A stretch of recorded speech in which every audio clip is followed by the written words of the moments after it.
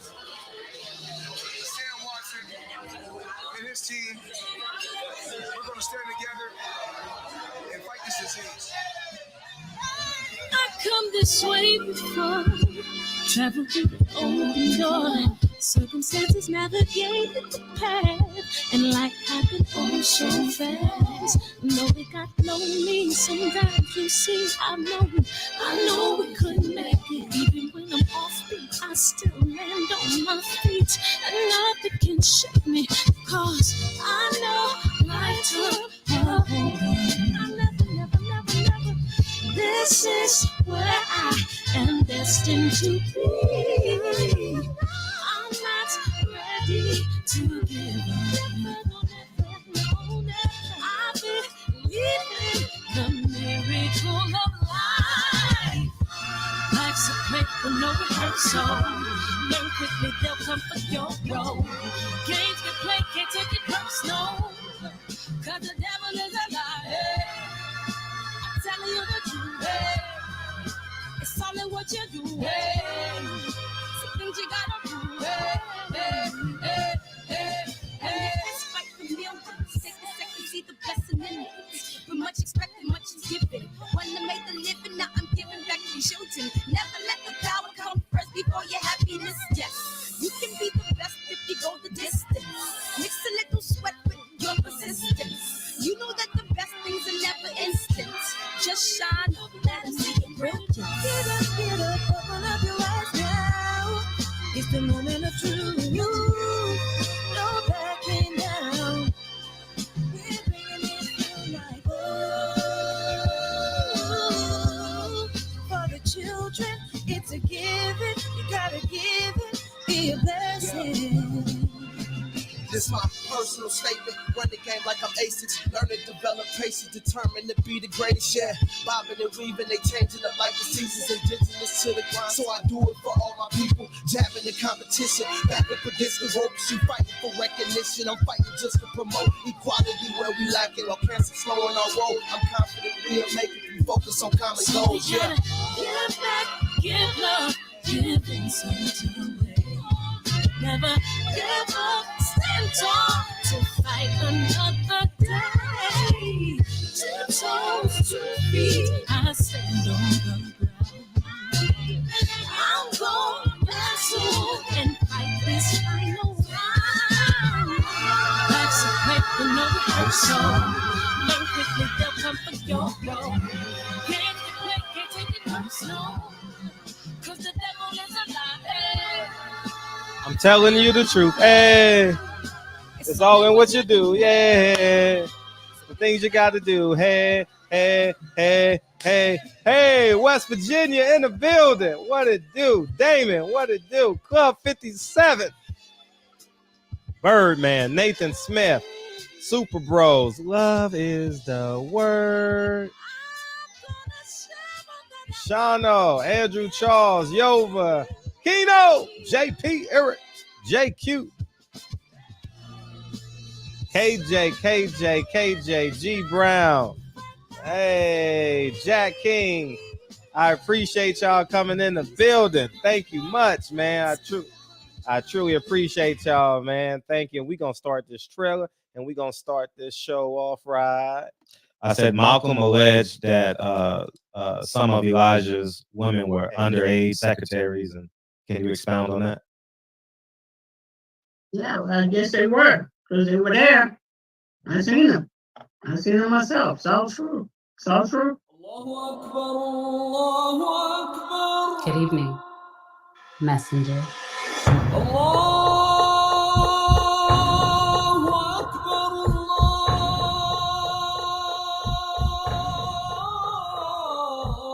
You convinced us that you were the last messenger.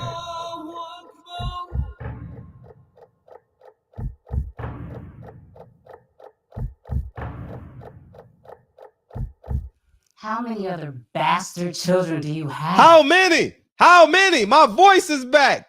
My voice is back just a little bit. It's back good enough. You know what I mean? You know what I'm saying? Welcome to the show, man. Welcome to the shop, man. We in the building. Pile on in. I'm going to filibust for a bit because I'm going to read these articles and you guys going to hear the truth, the whole truth. and nothing but the truth. You know what I mean? So so yeah, man, it's uh yeah, I'm happy to be here. So how's everybody doing? How's everybody doing? Matter of fact, I'm not gonna start this till about 9:40. Oh, I'm thinking I'll come on at 9, but about 8 o'clock because because people gonna say, well, where'd you get that from? Where'd you get that from? So I'm gonna read these articles and we gonna jump in like that, and we gonna rock and roll, man. But it's our Monday, our Tuesday. Yeah, it was an awesome show. I got great feedback from yesterday's show. I'm excited. It's a good week. What's going on in my life that I'm COVID free? What else? What else? And shout out to everybody that is fighting COVID. You know what I mean? It didn't impact me that bad. It just mostly hindered my breathing. But I could still do anything that I wanted to do. But it just made me like congested a little bit. I'm still slightly congested, about 10% congested now. So, but yeah, man, it's a good day. It was my first day out the house today, and I went and worked out, and you know what I mean, and worked a little bit. So, so yeah, man, that's where we're at. Where else? What else is going on? Oh, I got good news. This happened about 3 or 4 weeks ago, but so my film that I'm releasing May 19th, Miss Parker is gonna co-star in it, which is awesome, which is amazing. Her real name is Kathleen Bradley. She was a guest on the show last year during COVID. So she'll be co-starring and in my next film. And my next film is gonna be so fucking good. Oh man. All I do is do classics, man. And it's definitely a film that you're gonna want to watch with with your whole entire family. It is definitely a very important film that needs to be had, and it's going to convict all of us. As I wrote it, it convicted me, and the trailer will be dropping in about 2 months, February. So about March 15th, the trailer should be dropping, and March 15th, April 15th. Yeah, so yeah, we'll run it for about 2 months, and then we'll drop it on May 19th. You know what I mean? Independently, man, you got to get out in front of it. You know what I'm saying? You got to get out in front of the race and promote. So May 19th, Malcolm's birthday. It's gonna be a great day in my household, man. We're gonna throw a party. We're gonna have a screening the week before. And yeah, man. So we're gonna rock out and have a good time. So I thank y'all for putting up with me. You know, throughout the day, I be certain characters in the film. And if you call me during that time, I'm that character. And it's real funny because people have no idea, you know. Because I be writing, and I'll be waiting to talk to somebody. You know, like I really be waiting to talk to somebody. And I'll be waiting on my phone to ring. I just be waiting, like, okay, somebody call me, please. But yeah, man. So it's I can't wait. I can't wait for y'all to see this one. And but yeah, man, thank you guys for coming on in. And yeah, man. I mean, if y'all want to beam in for a hot second, and then we'll get into what we want to talk about, because it's an important conversation, and I don't want no one to miss it. And we'll do it like that. What else is going on?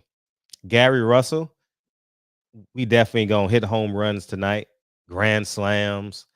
We gonna hit for the cycle tonight. We hitting for the cycle tonight. We definitely hitting for the cycle.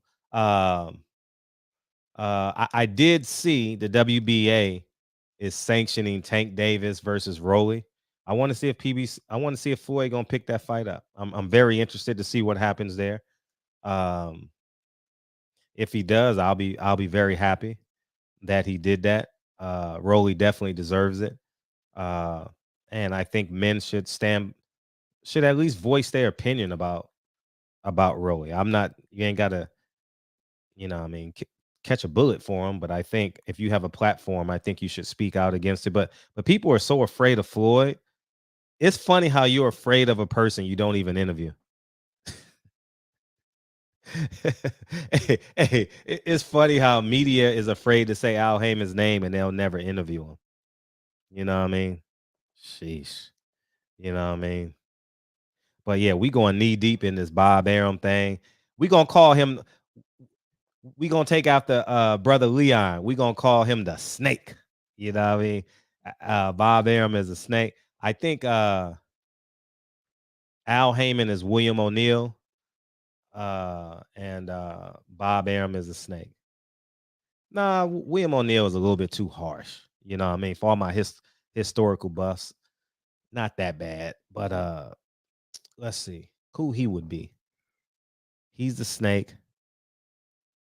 So Al Heyman would be the rat then. We'll call him the rat. And they all bouncing off each other, man. They all bouncing off each other. It's just it's crazy how they do it and don't expect us to see it. But now I will say this about media. Media is so independent now that you can't hide stuff for long because you got people like me who just waiting to fight to start a fire. You know what I'm saying? I'm just sitting waiting. And we're gonna start this thing off right. You know what I'm saying? So um I'm itching to read these articles to y'all, and then we'll jump into my commentary. Yeah, Daniel Jacobs is a chosen one, man. Oh, he's the chosen one. They know he can't win. They know he doesn't want to win. They know he knows he's paid to lose. You know what I'm saying? How do you come up short in every fight, though? Ask yourself that. How does Daniel Jacobs come up short in every fight? He's definitely good enough to beat Triple G, dog. You can't tell me no other way. I don't know how he lost to Triple G. All he had to do was throw combinations and move, and he didn't do it. Like, why was he scared the first 4 rounds? That was on purpose, dog. How was he afraid the first 4 rounds? He has a job to do. I'm beginning to think all this shit is scripted. The only time it's not scripted is when you got an African like Saturday night, man. Shout out to that brother, man. Shout out to him. And he put up a hell of a performance, and he made he made that card. He definitely made that card. Came over here 27 hours. He definitely made that card. And hopefully he was robbed. But he would have got robbed on anybody's card. That's not an Al Heyman thing. That's a boxing thing. That African would have got robbed on a Bob Arum card. He would have got robbed on a Al Heyman card, and he definitely would have got robbed on a Matchroom card. You know what I mean? Yeah, he got dropped switching from orthodox to southpaw. I remember that. And yeah, he made the card, man, because he was out with that left hook, the 3rd round, 4th round. He was out, and then he just said, "You know what? I'm not quitting." He made a commitment to winning. And I respect that. I would love to interview him. You know what I mean? Hopefully he's still here. Maybe a trainer picked him up. You know what I mean? To say train here, or maybe PBC signed him. He's a 140 guy. No, that was the other fight. I don't even know what weight class he's in. But hopefully he gets to stay over here and train, and maybe his family gets to come if that's what they want to do. And live the American dream. Not that one. The first fight on the bill. I couldn't hear it because I had it on mute because I was watching the football game. Hey, shout out to the NFL. Hauling with Harry, dog. What's up? Shout out to the NFL. The NFL. How do you compete with the NFL, dog? You cut your TV on, you got the top 8 teams all a field goal apart. It can't get no better than that, dog. It really, really can't. Like, that was impressive. These games and that Kansas City game. That Kansas City game was unbelievable. Unflipping believable, man. How do you have 4 game-winning drives in 2.5 minutes? How do you have How do you have 4 game-winning drives, dog? Every drive, we won. They celebrating. We won. We won. Hey, when the Bills quarterback went to the thing, he was so happy. 17 seconds left. And he lose in overtime, dog. Wow. God, the NFL is amazing. Not that more so than no defense, but how do you not run man under? How do you not run man under? I'm not sure if you guys familiar with football terminology. I would have ran man under 3. You know, I mean, cover 3, man under. You know, that way because you know that they're trying to get a field goal, so you don't want them to get them quick hitters. You know what I mean, and call a timeout. 13 seconds, guys, that makes it even worse. Sheesh, that makes it even worse. God damn. So I'm gonna take my time and read these articles, and we're gonna go from there. Sean Gibbons, guys. Sean Gibbons is not Floyd Mayweather, Manny Pacquiao's manager, right? And Leon Muhammad told me the story. For those of you who don't know, Sean Gibbons is Bob Arum's nephew. So that makes Bob Arum his uncle. Yeah, that's why I said, Chris, they should have ran man under 3. You know what I mean? You don't let man under. That's what they should have ran, man under. You know? And but yeah, I'm gonna read this article for y'all so we can get, because I want to give it context. We got a 2-hour show, so we just gonna go to the kitchen. It's gonna take about 10 to 15 minutes to read these articles, and it's important that because I want to give Sean Gibbons full context so we know what the hell is going on and we have an understanding of what's going on. Okay, so this is Sean Gibbons before ex top ranked figure had checkered past. Oklahoma Department of Labor Commissioner Brenda Renew Wynn didn't mince words Tuesday when asked about fellow longtime Sooner State resident Sean Gibbons. She replied emphatically. Renew Wynn paused when she pressed to elaborate. No, she said, I wouldn't want to. Gibbons, who worked under primarily top-ranked matchmaker Bruce Trampler, became the first figure to emerge from the shadows when promoter and manager Bob Arum's top-ranked empire recently became a target of scrutiny. I'm right here.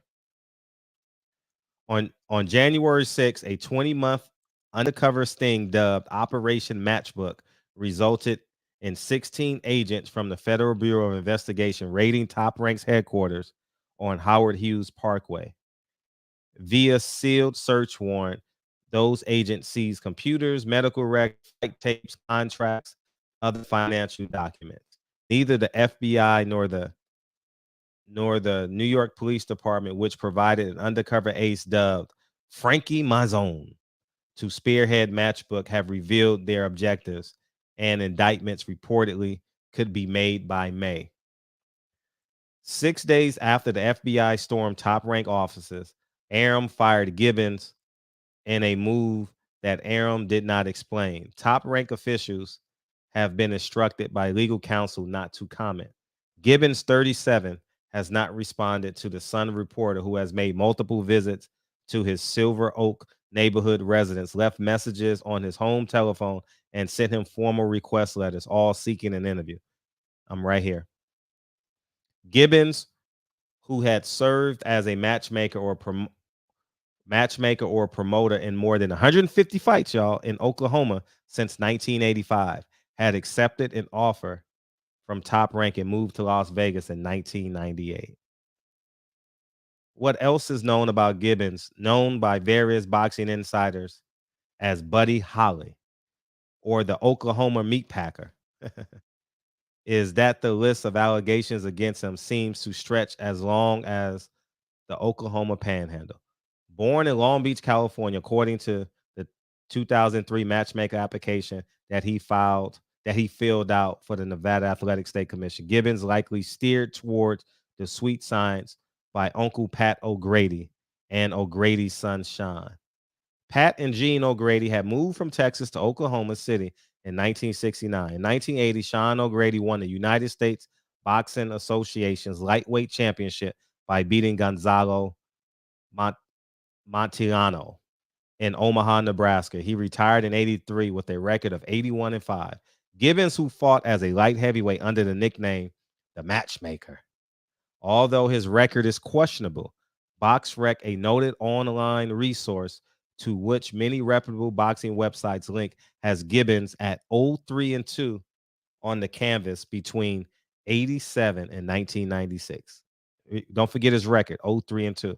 By far, the most famous match took place in Davie, Florida, September 8th, 1994, against tough guy actor Mickey Rourke. It ended in a 3-round draw and finished the pugilistics career at 6-0-2.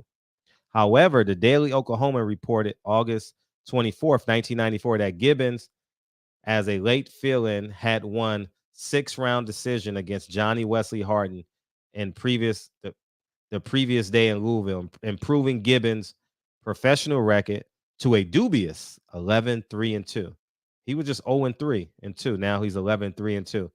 I just came in from a Green Day concert in Dallas, and honestly was in no shape. Gibbons told the paper. I figured the guy was going to kill me. Gibbons probably learned an abundance of the business side of boxing from Pat O'Grady, a noted promoter and manager who trained his own son and died at the age of 60 in 1988 from complications from pneumonia. I'm right here. So in the Sooner State boxing circles and ring, called Gibbons by the name of the legendary rocker he resembled. You called him Buddy Holly, said Joe Miller, administrator of the Oklahoma Professional Boxing Commission. If you ever looked at him, that's what he looks like. In January 1997, the Oklahoma Department of Labor discussed preliminary findings of a 6-month, 5-state investigation into the sport in Oklahoma to the FBI, Internal Revenue Services, and Social Security Administration. A month later, a final version of investigator WBA Skip Nicholson's 120-page report alleged that Pat O'Grady used a multi-name scheme in which supposedly lesser skilled fighters fought under various names to enhance Sean's record. You know who Sean is, right? Sean Gibbons. Yeah, the same Mexican with 12 different names, Indianapolis reporter Fred Burns reportedly told Nicholson. That's pretty much where they originated. Old Pat. He'd bring in these illegals, then call immigration on them so he didn't have to pay them. Okay, I'm going to read that again, y'all. Yeah, the same Mexicans with 12 different names, Indianapolis reporter Fred Burns reportedly told Nicholson. That's pretty much where that originated, old Pat. He'd bring in these illegals, then call immigration on them so he didn't have to pay them. Gibbons denied those allegations. Pat O'Grady's reputation in this state is impeccable. He told the Daily Oklahoman, he's a legend. It's very easy to speak ill on the dead, especially when the dead can't speak. To try to drag Sean and Pat's name into this report is ludicrous.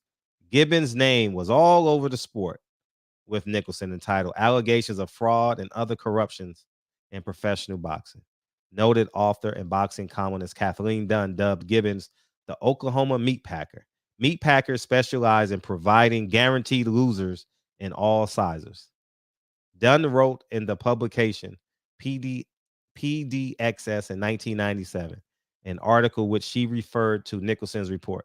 Oklahoma State boxing regulators reported that an Oklahoma meat packer named Sean Gibbons ran a revolving stable of bad to mediocre boxers who traveled the Midwest pretending to fight each other under phony names, creating fraudulent wins for fictitious fighters with respectable records.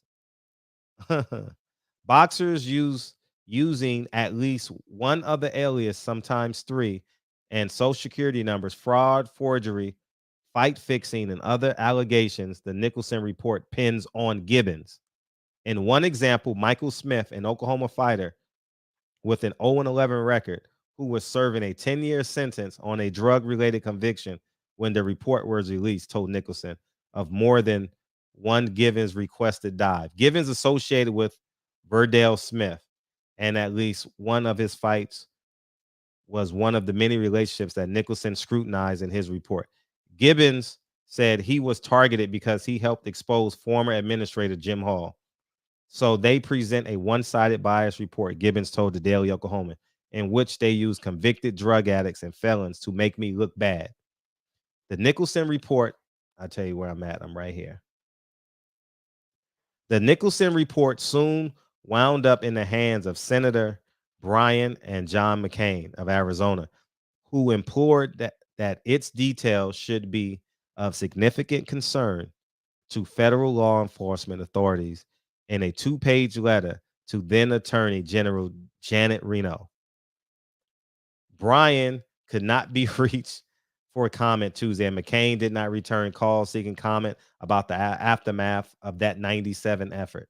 Brian and McCain tried to do the right thing. Unfortunately, I think they face on the federal level what I met at the state level, Reno Wynn said.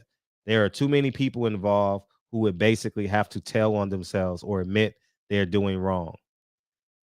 They're not going to do that. Meanwhile, the Nevada Athletic State Commission Executive Director Mark Ratner said a list of allegations, no matter how long or deep, has no bearing on a fighter, promoter, matchmaker receiving a license under his watch. Their allegations, Ratner, nothing has ever been proven. There's nothing there. Gibbons has done what he's supposed to, help make matches. If we had to worry about allegations without any proof, I just can't work that way.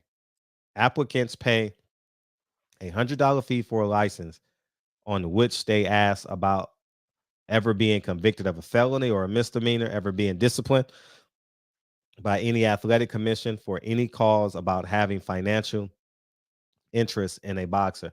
Ratner said each application is taken at face value, that he has neither the time nor the staff to review in detail each of the 16 to 1900 applicants that his office fields annually. He reiterated that nothing untoward has ever been proven about the man, sometimes known as Buddy Holly and sometimes as the Oklahoma meatpacker, who is now looking for work. He is a matchmaker, Ratner said. He's facilitated getting medicals, getting fighters to weigh-ins, and doing what he needs to get fights over smoothly. So that's his history. That is his history, right? In Oklahoma. So what happens is, as you know, Bob Arum hired him, right? And we're going to drop this in and we're going to read this article because I want to give you context on his character.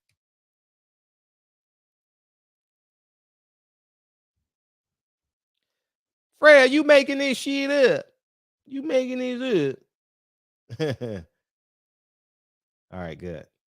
The title of this article, Gibbons is fired by Arum. Sean Gibbons, a top-ranked matchmaker and one of the figures being investigated in an ongoing boxing probe by the FBI and the New York Police Department, has been fired by top-ranked President Bob Arum, according to a source. Gibbons, who worked under Top Rank's primary matchmaker Bruce Trampler, could not be reached for comment. Gibbons asked two heavyweights to deliberately lose fights, according to a 1999 Miami Herald story, a charge Gibbons rebutted. Andre Smiley told the newspaper Gibbons offered him bonuses to fall down in matches. Mike Smith told the Oklahoma Department of Labor that Gibbons often asked him to throw fights. I'm going to say it again. Often asked him to throw fights. Gibbons labeled those charges a complete lie. FBI agents raided Arum's Las Vegas office last week, seizing computers, medical records, fight tapes, contracts, and other financial documents. Employees at Top Rank are operating under the assumption their office are still bugged. Among the items removed from Arum's office in the raid was a file on the Oscar De La Hoya Shane Mosley super welterweight title fight held in September at the MGM Grand Garden Arena. A law enforcement source said last week that Top Rank, not the De La Hoya fight, was the focus of the investigation. The FBI has not interviewed any of the key figures in the fight and has not spoken with members of the Nevada Athletic State Commission. Investigators are looking into allegations of fixed fights, tampering with weight scales, and listen, I'm going to repeat it again. Investigators are looking into allegations of fixed fights, tampering with weight scales, and the forging of medical documents by top rank officials or individuals associated with that organization. Now, you say, Fred, what the hell are you talking about? Why are you bringing up Sean Gibbons? I got to explain something. Leon Muhammad told me this story, but after Saturday, I said I want to read the articles for myself. Leon Muhammad told me that Sean Gibbons was Bob Arum's nephew. And then he went on to tell me about Sean Gibbons' checkered past. Now, hear me out. If Sean Gibbons is Bob Arum's nephew, do you think Bob Arum knows about his past? As the meat packer? The answer is hell yeah. It's not just a yes, it's hell yeah. You understand what I'm saying? And legend has it, and is that Bob Arum fired him, but he took the fall for Top Rank so they wouldn't get in trouble. Now you say, why is that important? So we see what happens at Top Rank. We see his character before Top Rank. We see his character at Top Rank, right? Then he gets this guy called Manny Pacquiao, right? And he works with Bob Arum. Now we fast forward to 2015, 16, 17. Manny Pacquiao wants a $20 million guarantee to fight Terrence Crawford. Bob Arum is like, hell no. I ain't giving you $20 million. So you know what Sean does? Sean goes across the street. He takes his Rolls Royce. Remember Chicken Little? When he goes to work, he just pulls in. Literally goes across the street. Goes across the street. And says, Al, I got Manny Pacquiao for you. But we gonna need a light touch. And then I'll let him fight anybody you want me to fight. Okay. I'll give you Broner. Oh, but no, Al, wait. Wait, Al. Me and Manny, we gonna do these fights. Yeah, we won 20, 20, and 20. So we got a $60 million deal brewing. I'll fight Earl. But you gotta do something for me. Al was like, I knew that was coming. I need fight dates. Not only do I need fight dates, I need to fight your champions. I need you to give me dates against your champions. Al was saying, well, shit.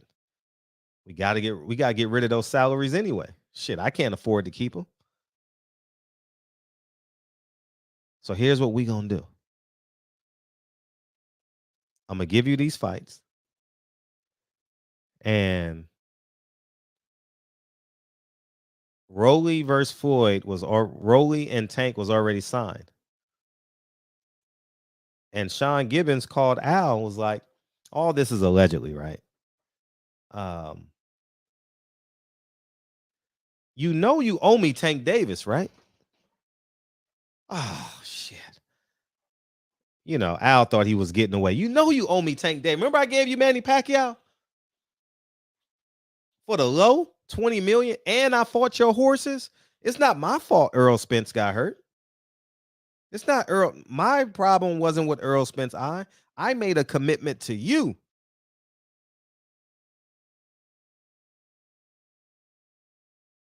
Al Haymon has to do it because the books are crooked. The same thing happened in 2004, 1997 with Sean Gibbons. The same thing. Character don't change, y'all. It don't change. You got to give me Tank Davis. You have to give me Tank Davis. Yeah, I got this guy named Isaac Cruz. You know Isaac Cruz. He done fought on PBC a few times. How are we gonna get Rolly out this fight? Don't worry about it. I got it. Al calls Floyd. We got to get Rolly out this fight. How are we gonna get Rolly out this fight? I got it. They'll take $5,000. They'll take $5,000 and a phone call from somebody famous. Oh, they will? Okay, we just got to get them off this card. Friday, allegations. Allegedly, Rolly is under investigation. In comes Isaac Cruz. Steps in, fights Tank Davis. How did he get the fight? A pay-per-view fight? How did he get a pay-per-view fight?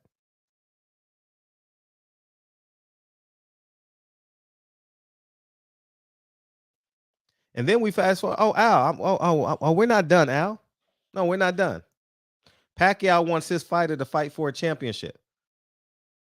I got the perfect guy. This fighter gets on my fucking nerves anyway. I'm tired of him. We got to get rid of this guy. Do you know how to fix scales? All this is allegedly, guys. Do you know how to fix scales, Sean? Yeah, I've done that before. I did that in my top rank and my top rank days, and I did it when I was in Oklahoma. I know how to fix scales. Gary steps on the scale, and what do you know? He's over. It was over. Oh, damn. Gary's overweight by a half a pound.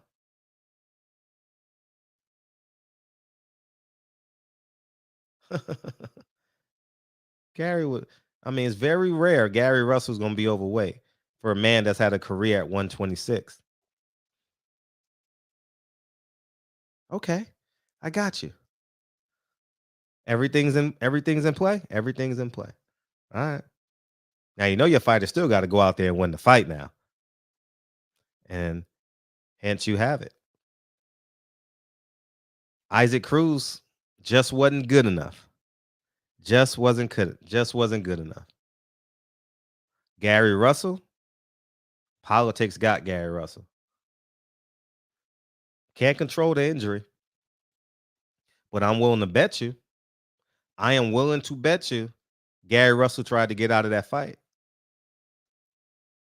But you know what? He said 2 weeks before the fight, he got injured. Ain't no one buying tickets for the fight. Why you can't move the fight? Man, this ain't a fight where it's like, oh man, the world done stopped. The world done stopped. 120,000 people done bought tickets and airfare, and you got to drive to Atlantic City. You can't fly there.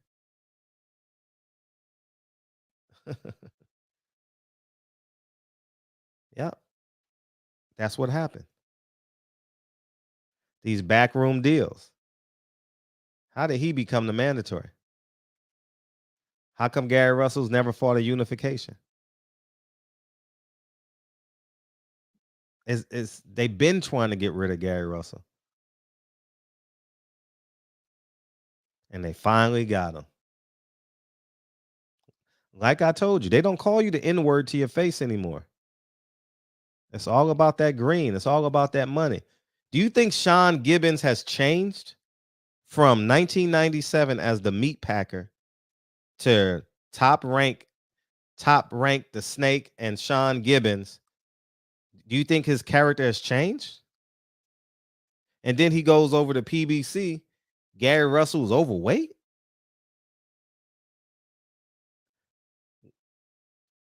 When I heard Gary Russell was overweight Friday,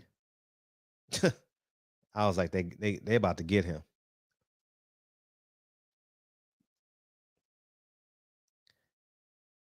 You know what I mean? So, I believe the fix was in. I believe the fix was in. And it's the sad truth. It's the sad truth.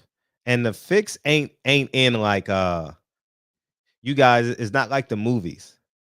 It's like the fighter got to go over all these hurdles. Hurdle after hurdle after hurdle after hurdle. Who am I fighting? Oh, I don't know who I'm fighting. They changed the date on you. They adjust the scales, you know. I'm pretty sure Gary wanted to get out of this fight, and Al says, "Man, I don't know if I can get you. I don't know if I can get you another date within the next 6 months."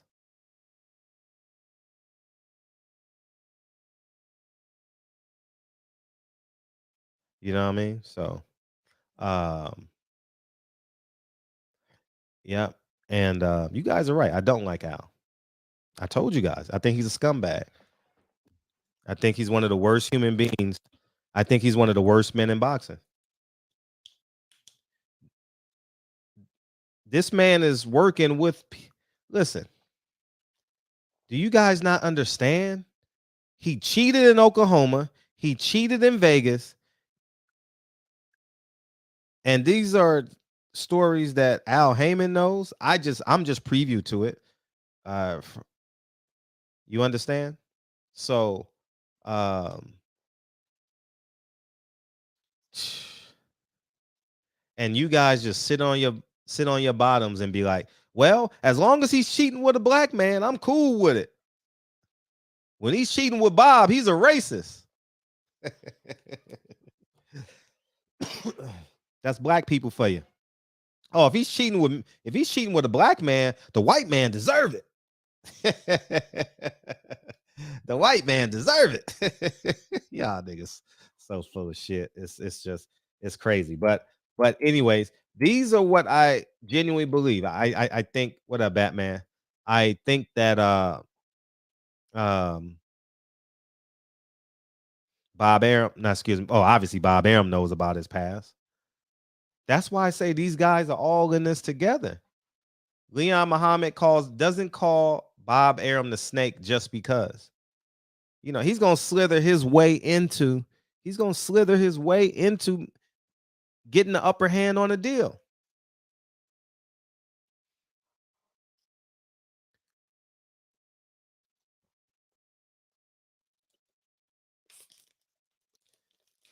All right. When was the last time you saw two black fighters in the main event at PBC? You probably never see it again because they can't afford it. You may never see two black fighters fight in a main event on PBC ever again. May never see it again because they need that cheap labor. They can't afford it. You'll never see Tony Harrison versus Jamel Charlo on PBC. You know, and you guys if you guys disagree with me, guess what? I got something called a telephone. You know what I mean? And if you believe in yourself enough, you know you could beam in, right? Or you just comment warriors. Shout out to the comment warriors. Am I the only one unafraid to tell the truth? The whole truth. So help me God. Yeah. Yeah, man. Y'all motherfuckers just sit back and just take it. And now it's coming down on your favorite fighter. So what y'all gonna say if Devin Haney don't get Cambosis? It's racism? Is that what y'all gonna say? Oh, it's racism. Ah, oh.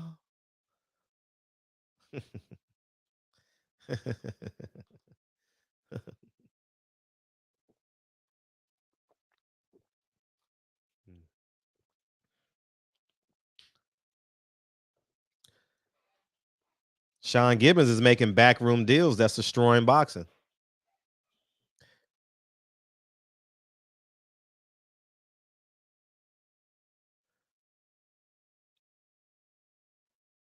Y'all don't think so?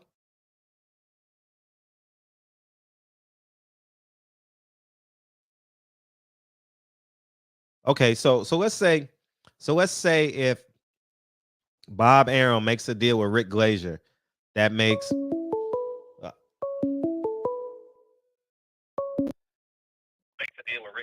What's up, man? How you feel? How you feel? Hey, what's up, Fred? I'm feeling good, man. How you doing? I just want to reiterate that Al Heyman's a scumbag tonight. That's all.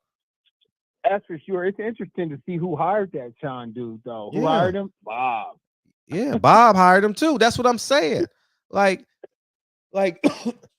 he got in trouble in 1997 Mhm. in the 80s.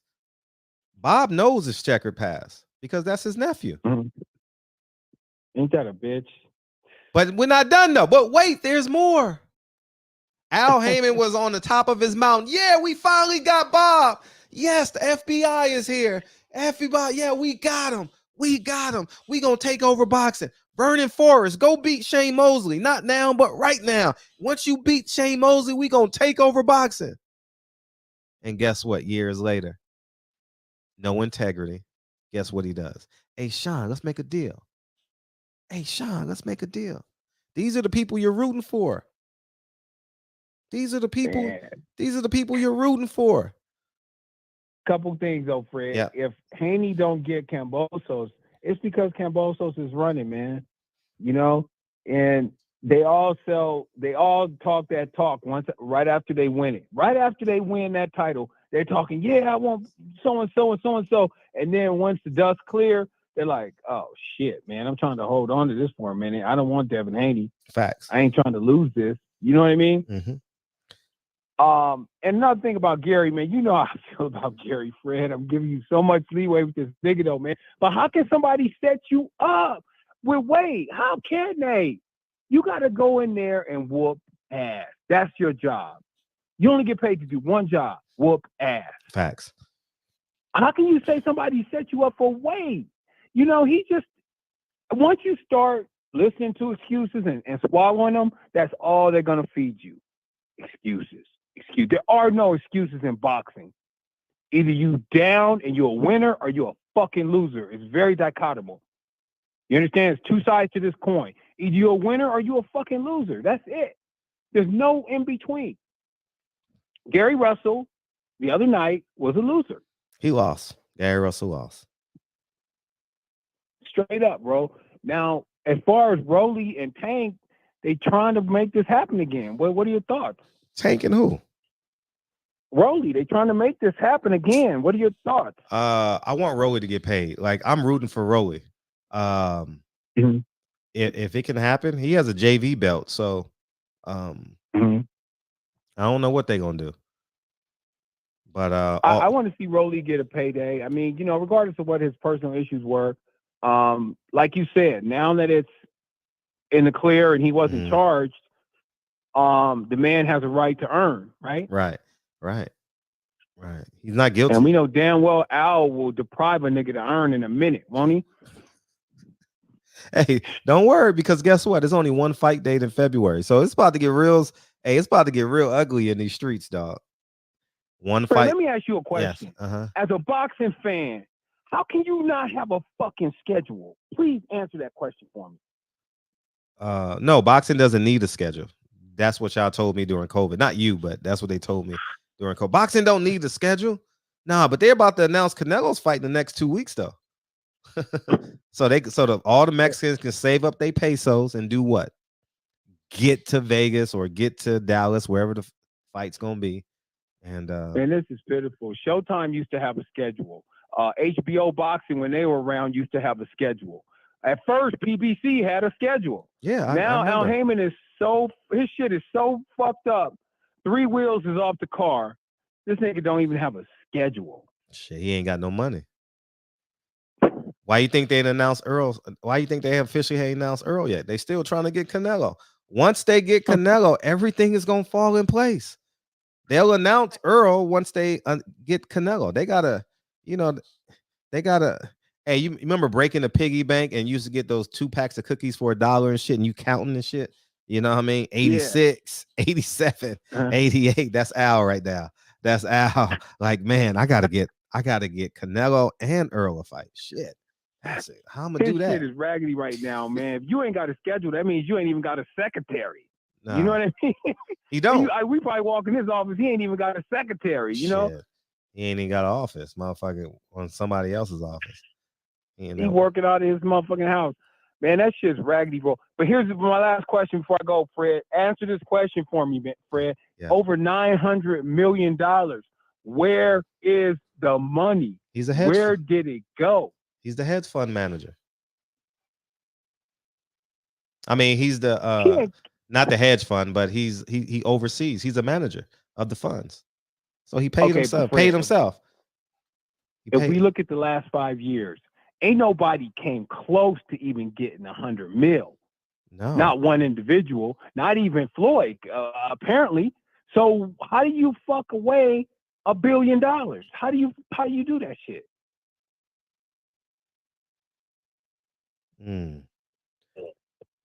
He didn't. When you ain't paying nobody. He didn't. What, name one fighter that got cheddar, that got 50 mil in the last 5 years? Name one in his stable. I can't. Maybe Wilder got it in 3 fights with Fury.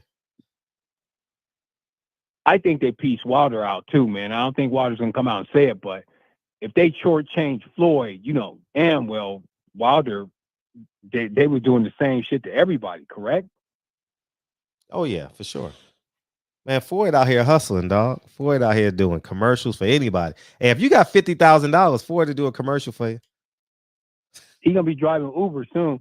All right, Fred, but have a good show, bro. Keep on the next, man. This stuff got to come out, bro. All right, peace. All right, peace. Hey, all right, later, man. Floyd out here doing NFT commercials. Hey, you got to be the dumbest person in the world if you're buying the NFTs and the cryptos that Floyd is selling. You got to be stupid. Floyd ain't never mentioned that his whole life. Now, if he's selling boxing gloves,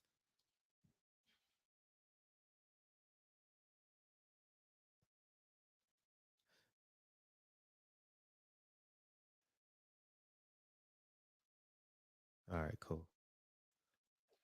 If you got to be the stupidest person. Hey, if you bought the NFTs or crypto that Floyd is selling, I got some oxygen I want to sell you. You'll get quicker, faster, stronger. I guarantee you. Yeah, you'll get quicker, faster, stronger. I got some I got this new light bulb, you know, that I get from Home Depot.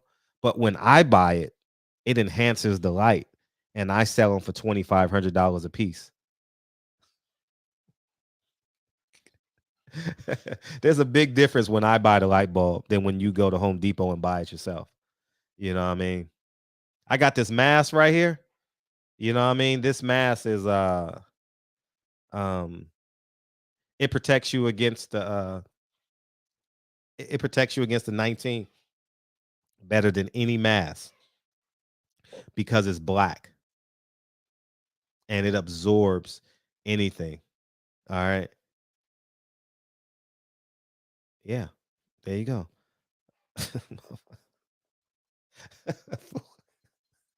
No. Hey, what isn't Floyd selling right now, dog? Hey, Floyd about to get on that heliport and start dancing. Hey, y'all call it boxing. I call it male stripping. Floyd is really male stripping for the king and queen of that country. That's what he's doing. That's stripping, dog.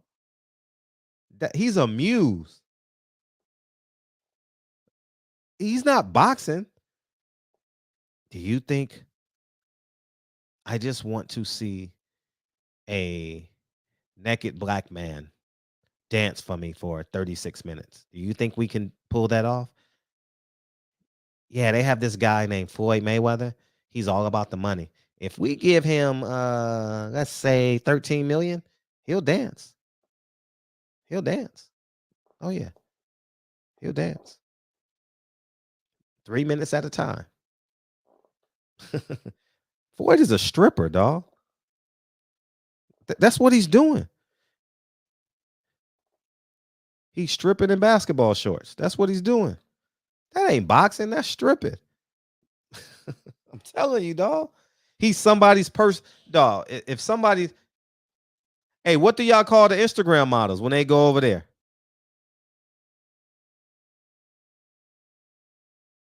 What do y'all call? Thank you. What do y'all call it?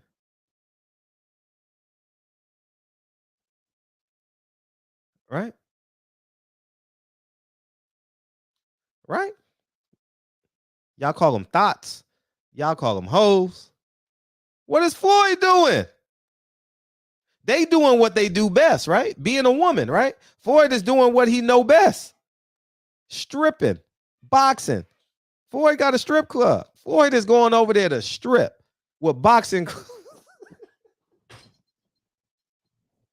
Floyd is about to go. Floyd is a stripper, dog. Mm-hmm. Floyd getting flew out, man. Floyd.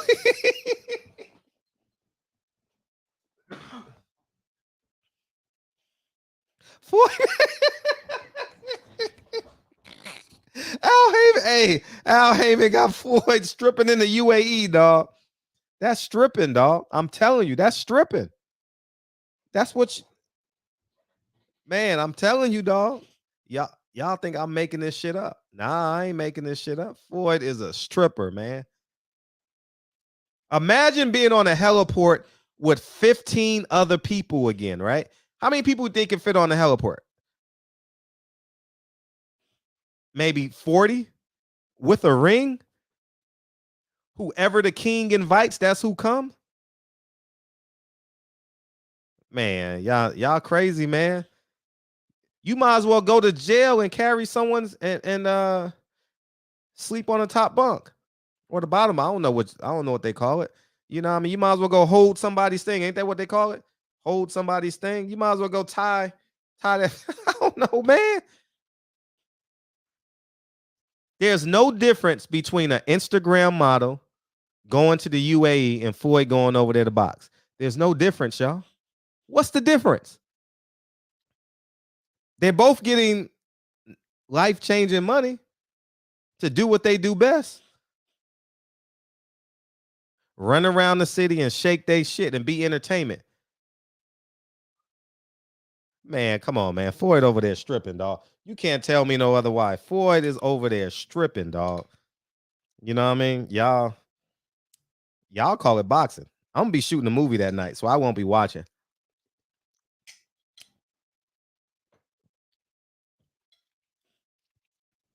So, you know what I mean? Y'all gonna be watching. Floyd stripping, dog. Floyd is stripping, dog.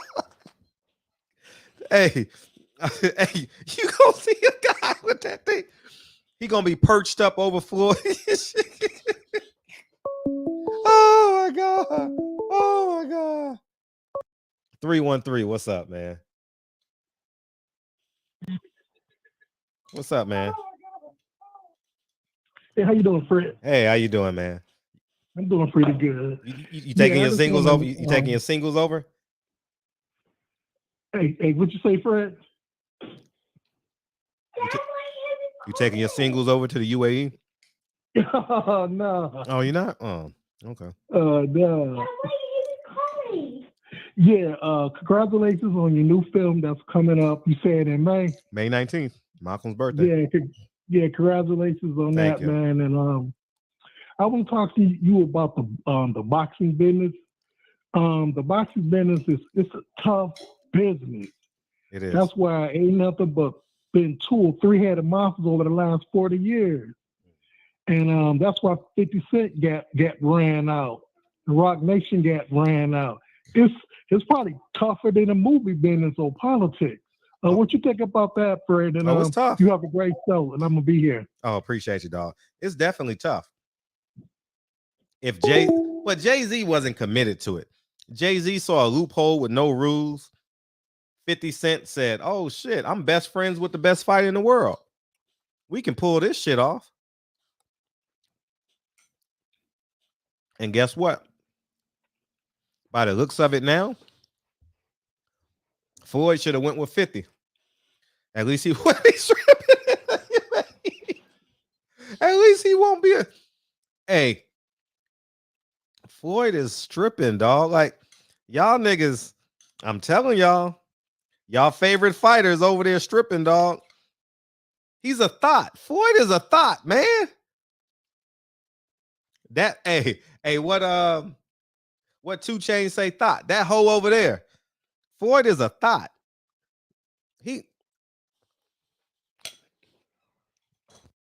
Y'all think I'm making this shit up? Let's go to his Instagram.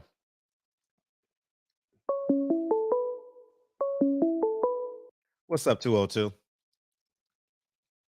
What's up, Fred? It's Floyd a thought. How you been, dog? How you been? We missed you. How you been? I'm sure everybody can't wait to tell me to get on.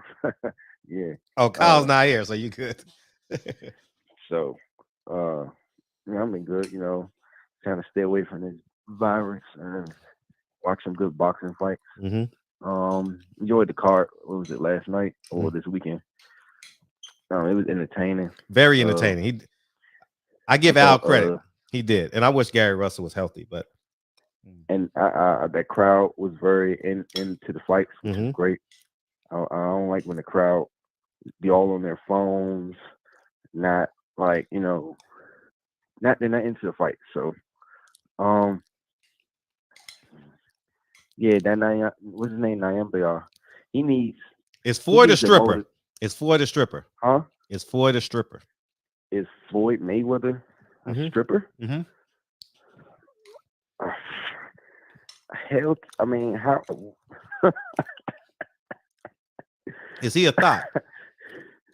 Oh, for the money, yeah, absolutely, yeah, for the money. Yeah, he a thought. Floyd is a big thought.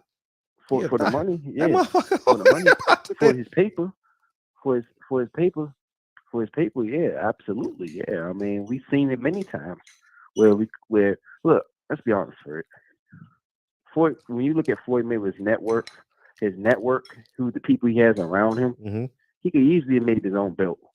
He could have made his own boxing brand of shoes, his own boxing gloves, and everyone would have bought into it. Mexicans, Armenians, Russians, Ukrainians, Salvadorians, Ecuadorians, Ethiopians, who cares? He's UANs, what do you call them? United Arabs and everybody. He is so influential. I would argue he's more influential than Canelo Alvarez. Who, Floyd? For sure. Right now, yeah, he's way more influential than Canelo. Yeah. And, you know, it just bothers me that for a guy that's that smart in the boxing ring, he's a genius. Outside the ring, it just doesn't. People can say it matches up. Look how much money he made, but that's mostly due to Al Haymon. That's mostly due to Al Haymon. It is. Let's be honest. It's not because Floyd said, "Hey, Al, I think you should do this and that." Come on. You really believe in those conversations they had? That it was Floyd giving Al Haymon the pitch, the suggestions? You believe that? Yeah, he probably worrying about his stripper pose. Hell no, man. It's Floyd the stripper, man. That motherfucker. But yeah, that motherfucker gonna be dancing. But yeah, it's sad to me to see that this guy could have created his own belt. He could have created his own WBC convention, his own version, and had nothing but melanin people in there. But you know, I don't know why. You know, people say he's a coon. People say that he loves money too much. He's lazy. He don't care about his business as much. I don't know, Fred. I mean, if you had that much power, what would you do? Would you be doing the same thing Floyd did, which is be comfortable, essentially, or just try to push for more separation for your own kind, in the sense of taking them to the next level of making your own belt, make your own organization, and be more organized? What do you think? None of that shit's gonna happen anyway, so fuck it. You don't think? Wait, hold on. You heard it here, folks. Fred believes even with Floyd's influence and power and network, it still wouldn't work. Why? No, it would have worked, but he's not gonna do it. That's what I'm saying. Okay, but my thing is, I'm saying this for you. If you had that much power and influence, would you do it?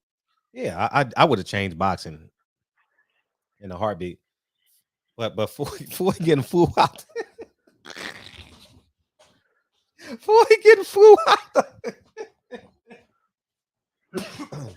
suited and booted. They go suited and booted. They gonna buy that motherfucker 14 Birkin bags. That motherfucker. Damn.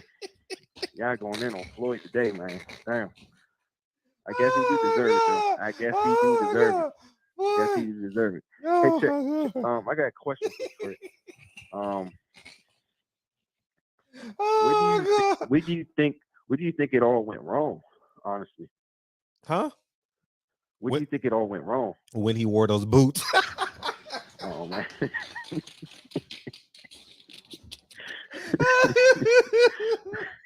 Oh god. Oh god. No, but for real, I am for real. That motherfucker getting flew out. That man, you know a lot. Fred, you know a lot of your listeners love Floyd. Fred. Oh, it's okay. Love Floyd. It's okay, man. It's okay. Nah, man, that motherfucker getting flew out. At least he getting flew out by the king and the queen. But for real though, all right, this is a question I think I asked you before. Okay. And I don't know if you answered it, but I looked at myself on Google and other things, and I was trying to figure out what does it take to buy your own network, to get your own channel. And from my understanding is it was over a couple 400K to over 2 million or something like that. I really don't know, to be honest with you. No, I looked it up. So how come Floyd or even other fighters couldn't do that? They had the money. Al did. He had Bounce. Him and Martin Luther King Jr. and I'm serious. Bounce, Fred. No one was. That's why that shit went. No one was watching that shit. Yeah, you had to have the app. They had that Brown Sugar TV too, though. You know what I mean? Remember Brown Sugar? Yeah. I'm serious, man. What the fuck? You think I'm making shit up, but I'm serious. No, I'm dead serious. Like, how come they just didn't buy up a bunch of them? One is not enough. Bounce ain't enough. You know that, Fred. Bounce was probably for their prospects. Yeah. Man, I can't answer their stupidity. If you have 200 fighters only on how many networks Al has now? 2? That's not gonna work. Any business model knows that.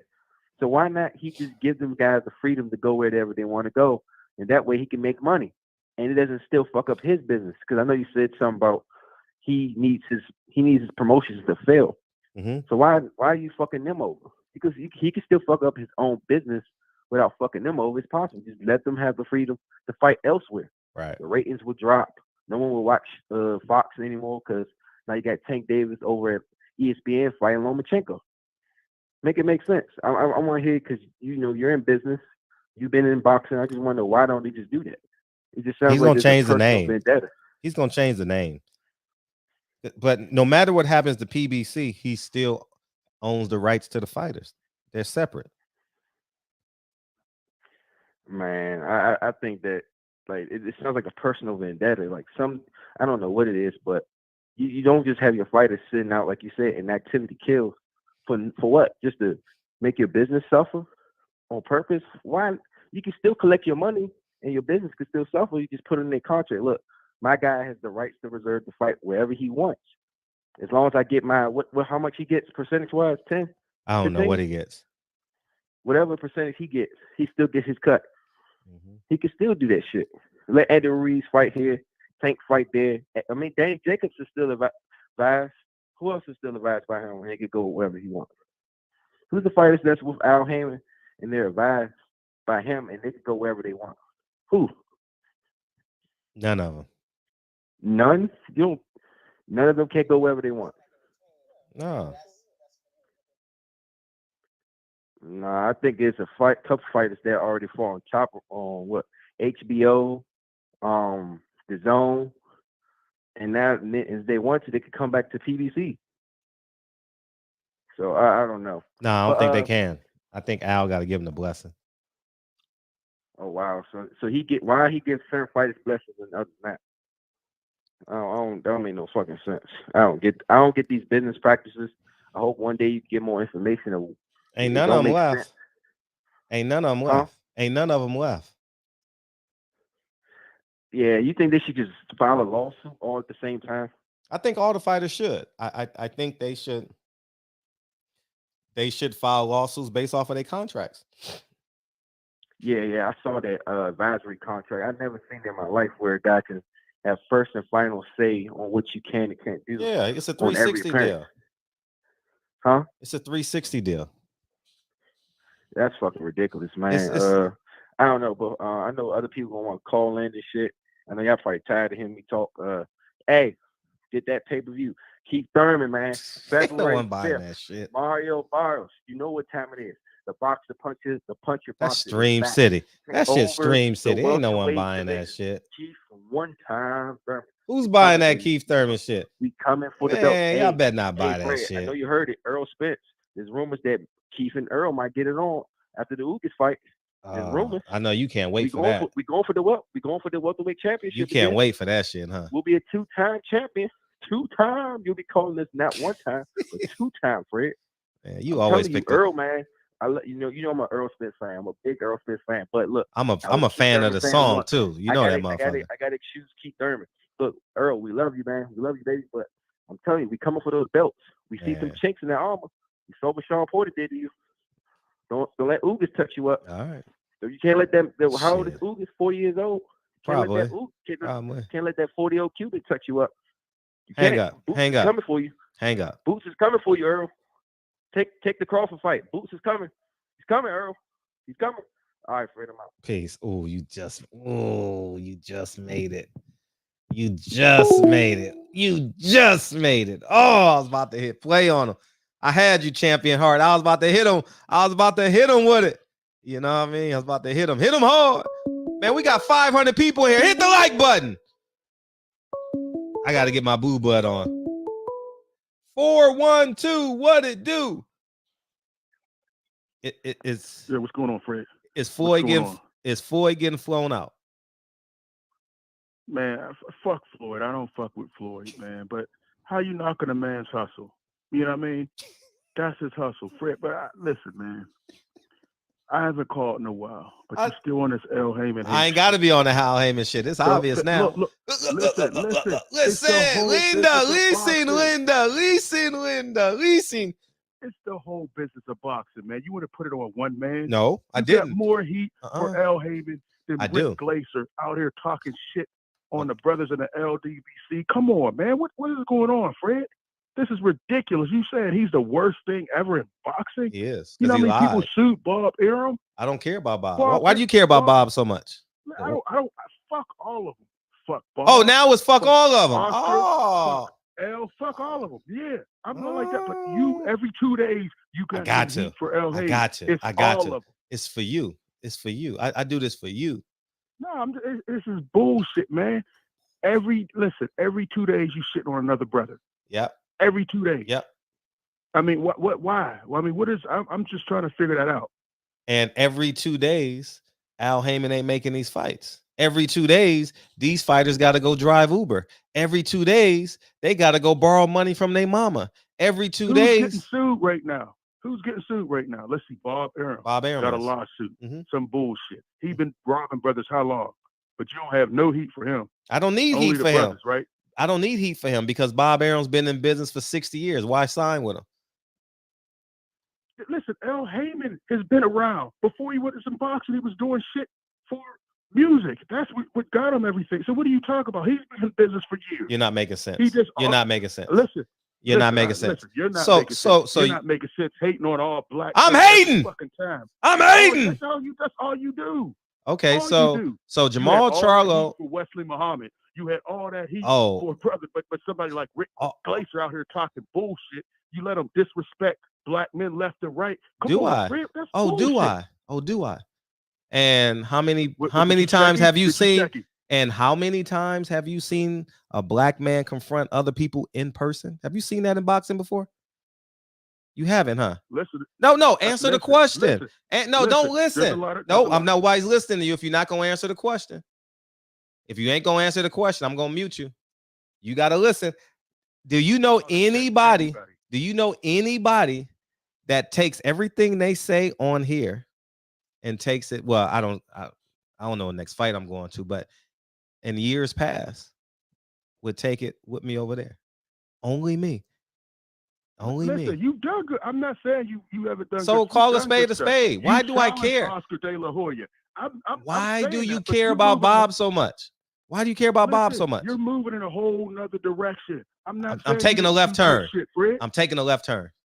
You're taking a wrong turn. Okay, You're I'm taking going a to U-turn. I'm Before, going no, you wrong would turn is challenge better. Everybody. Wrong turn is better. Wrong turn is better. Listen. You were going one way. I don't know where you're going. Because it makes you feel uncomfortable. Because you're uncomfortable now. You don't want to hear the truth. I don't care about Al Haymon. Yes, he's done some fucked up shit, but I don't see anybody suing him. Okay. No, he's people sued him for $900 million because he stole the money from the hedge fund. People sued him in Kansas City for $900 million, the money that he stole. He didn't steal the money. He didn't steal the money. He papered it. Listen, come on. all these cats. Why do you care about white people so much? I care about everybody. Why? I care about all my black fighters. And guess what? There's only 5 black fighters getting paid. And there's only 5 black fighters getting paid on PBC. Everyone else struggling. Okay, so everybody is on the top ranking. Ask Adrian Broner. Good, huh? I don't know. I don't really follow. Well, obviously not. If he got a lawsuit, all of them get. Terrence Crawford got what about Terrence Crawford got the highest payday outside of Canelo and Wilder last year. Do you know that? He's the third. He got the third highest purse. And he's been underpaid. Under promoted. Can we agree on so that? That means Keith Thurman's underpaid. That means Keith Thurman's because Keith Thurman's only gonna get $1 million, $2 million. He don't fight. But if he's getting 6, 2 years, you're not making sense. If you're getting, you're not making sense. You just said he's underpaid. So is Keith Thurman underpaid? He's only gonna get paid. Underpaid. He's only gonna get paid $1 million, maybe $2 million. You know what I mean? We don't know what he's gonna get paid on the back end. Ain't no back end money because ain't nobody buying the shit. It ain't no back end money. We don't know that. Man, come on, we man. don't know that. Man, cut the shit. Listen, it's not going to be. It's not going to be. I give you that. I give you that. Listen, but don't give me Keith Thurman. What the fuck? Keith Thurman ain't fighting 2 years. Gary Russell made $500,000. Living off that. Gary Russell made $500,000 yesterday as a 7-year world champion. He's a guy. I don't know what happened. Oh, now you're he made $500,000. I agree with that. But did y'all know that? Business. Did y'all know that, Gary Russell? Yes. That's been out there. Yeah, he made $500,000. He should have took the Devin Haney deal for 1.5. No, that means Al Haymon is cutting his pay. Do you not get it? Man. You defending a man that's fucking robbing, that done rob people. I'm not defending him. I'm saying everybody's dirty. The whole boxing game. He didn't just make it dirty, Fred. That's how you pushing it. Like he got in here. Well, I'm gonna push it. I'm gonna push it. It has been bad. I'm gonna push it. You're gonna push it. Why? Because I want to. Fake. If at the whole sport, you're still mad that Kelly Swanson took your guy. I'm mad. Fred. I'm angry. Mad. So I'm now pissed. Every 2 days, I'm pissed. About Let's see how much he got paid. That's garbage. Mark Gasseco. It was a 70-30 split. It was a 70-30 split. You fucked up, man. For just shitting on it. Now you on Floyd. Now the nigga's a stripper. Come on, man. On that card, he might have boots in on his undercard. Get him some shine that he wouldn't have. Take him to another level. Listen, I'm not a Floyd fan. I don't agree with a whole lot of shit. He should have done a whole lot of shit. But if he's able to put some of these young guys on like he should have did instead of giving his platform to Canelo, I'm with that. So I don't know who's going to be on the card with him. But if he takes those young guys, I don't have a problem with it. I'm not going to pay for it. I'm going to stream the shit. Yeah. But just sitting on him, saying he's a stripper, saying he's a thought. You calling a black man a thought? Come on, friend. Man, listen, if you're going to go on the top of a heliport and dance with your shirt off for a king and a queen, what do you call that shit? Fight. What do you call that shit? Fight. Anytime man, come on. Y'all weird. You weird to me then. So Tyson and Roy Jones, they was starting it out, huh? Well, it was COVID, man. It's different circumstances. It was COVID. It's the same thing. It's the same thing. It's the same thing. Millions of dollars. He put some young black fighters on. That's what I'm about. Oh man, sitting on Al Haymon. Shit on all Al of them. Haymon. Only. That's some bullshit. The whole sport is fucked up. Okay, so Is the whole sport fucked up? Yes or no, Fred? Yes, it's fucked up. Who do you got heat for every fucking night? Yeah, this is the year of Al Haymon. This is just like I spent a year on Eddie Hearn, just like I spent a year on Bob Arum, just like I spent a year on Kovalev. This is the year of those boys. You did not spend a year on those boys. You didn't? Yes, I didn't. You went out. I saw you challenge them face to face, and I respected. Oh, wait. When's the last time you brought Hickford up? It's only Al Haymon. Well, guess what? To the whole fucking sport. Guess what? I'm not changing. What I'm saying. Guess the what? The whole sport is fucked up. Okay, the whole sport. So pass the blame around. Pass the blame around. Put this heat on one. Yes, so because he lied. Because he conned the most black fighters. Piece of shit. Yeah, he is a piece of shit to me. He is a piece of shit to me. The whole sport is garbage. Yes, he is because so talk shit on the whole sport. No, you do it. No, you do it. You do it. Slave belts. Okay. You don't have heat. You got the platform though. No, you do. You can build one. You can build one. You can sit here and call Clarissa Shields. She's a nasty woman. Calling LDBC. They don't know what the hell is going on. Got them. Charleston White. Charleston White called. Charleston White is another piece. But he called Malcolm X a piece of shit. I didn't say anything. He called Malcolm X a piece of shit. It's an interview. This is an interview, you idiot. You listen, idiot. This is an interview. This is an interview. I'm not supposed to challenge people. You shitted on your brother from the LDBC. Who couldn't even come in and get a question? Who? He's in here talking shit on all of us. Who? If that's how, that's bullshit. I'm just saying you wasn't doing that shit before, but now it's just. Come in here, shit on all. I'm gonna shit them all. Shit on them all. Shit on all of them. You know what I'm saying? It's falling from the sky. It's like 100 birds. It's like 100 birds. Moving in the wrong fucking direction, and you know it. No. Yeah, that's what you want to do. I'm just saying. Go ahead. I thought, are you even a part of the LDBC anymore? Or no. I've never was a member of the LDBC. I didn't know. I thought you were. So that's why you let them shit. So you're not a part of it. I'm not shit on them. I don't shit on them. I don't have to agree with everybody. What are you talking? Rick Glacier has been here 3 times, shit, and called him all. Has he been here 2 or 3? And you coach. Don't you know he works with Rick Ross? I don't care about Rick Ross. Isn't Rick Ross? Doesn't Rick Ross work with the LDBC? At one point, I heard he was doing something with him. Yeah. So what are you talking about? That's his business partner. You're not making sense. Don't listen. You're moving the goalposts. I'm not on your platform, shitting on your black brothers. That's what. Who did he shit on? Talk about Rick Ross. You're not making sense, dog. You sound real beta right now. No, you're a hater. You hate on black. I said men. beta. That's your I only care. Rick Glacier. Now Rick Glacier's on here every fucking week. No, but he will be here next week with the Freeway Rick Ross. He will be on here. Oh, shit. He will be here. He will be here with Rick Ross. He will next week. That's good, Fred. But the direction you're going is bullshit, man. Stop letting these white boys come in there shitting on us. I don't know. You can build your platform. Listen, but the white boys you're complaining about, your favorite black fighter is signed to them. I'm complaining about Jason. But listen, you complain about Bob Arum, but Terrence Crawford signed him. You complain about Bob Arum, Shakur Stevenson signed to him. So don't complain to me. Don't complain to me. Complain to them. I don't sign them. I don't sign. I'm signed to me. Hey, can I speak to Fred's boss? Yeah, this is Fred's boss. How you doing? Fuck you mean? I ain't got no boss, nigga. I ain't got no boss. I don't answer to nobody. Nobody.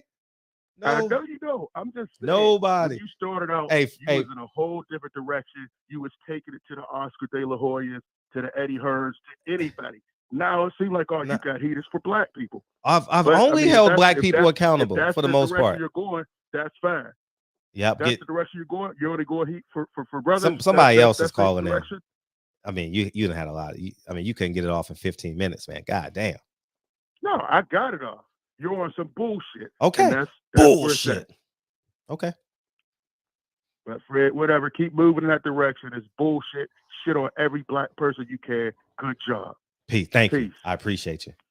Yes, sir. Hey.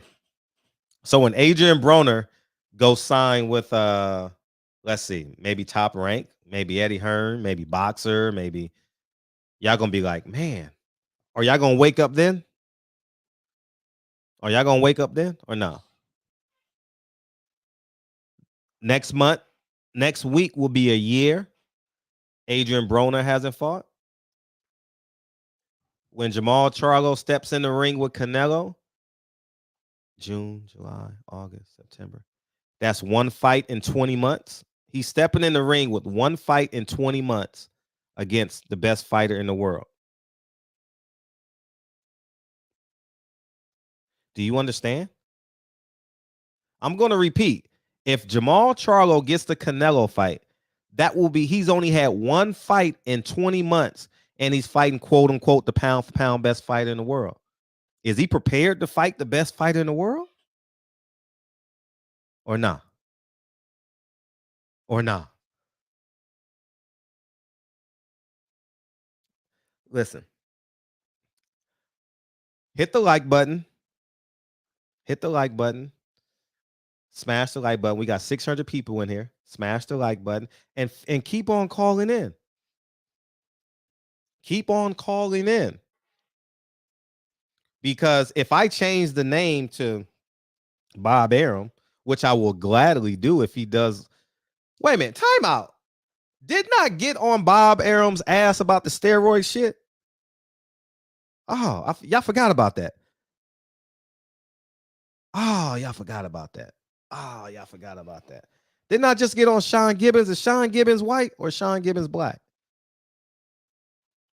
Did a black man work with a guy who was investigated by the FBI? So y'all want me to yell at Bob Arum? Okay, I'll yell, Bob Arum, why you signing Sean Gibbons?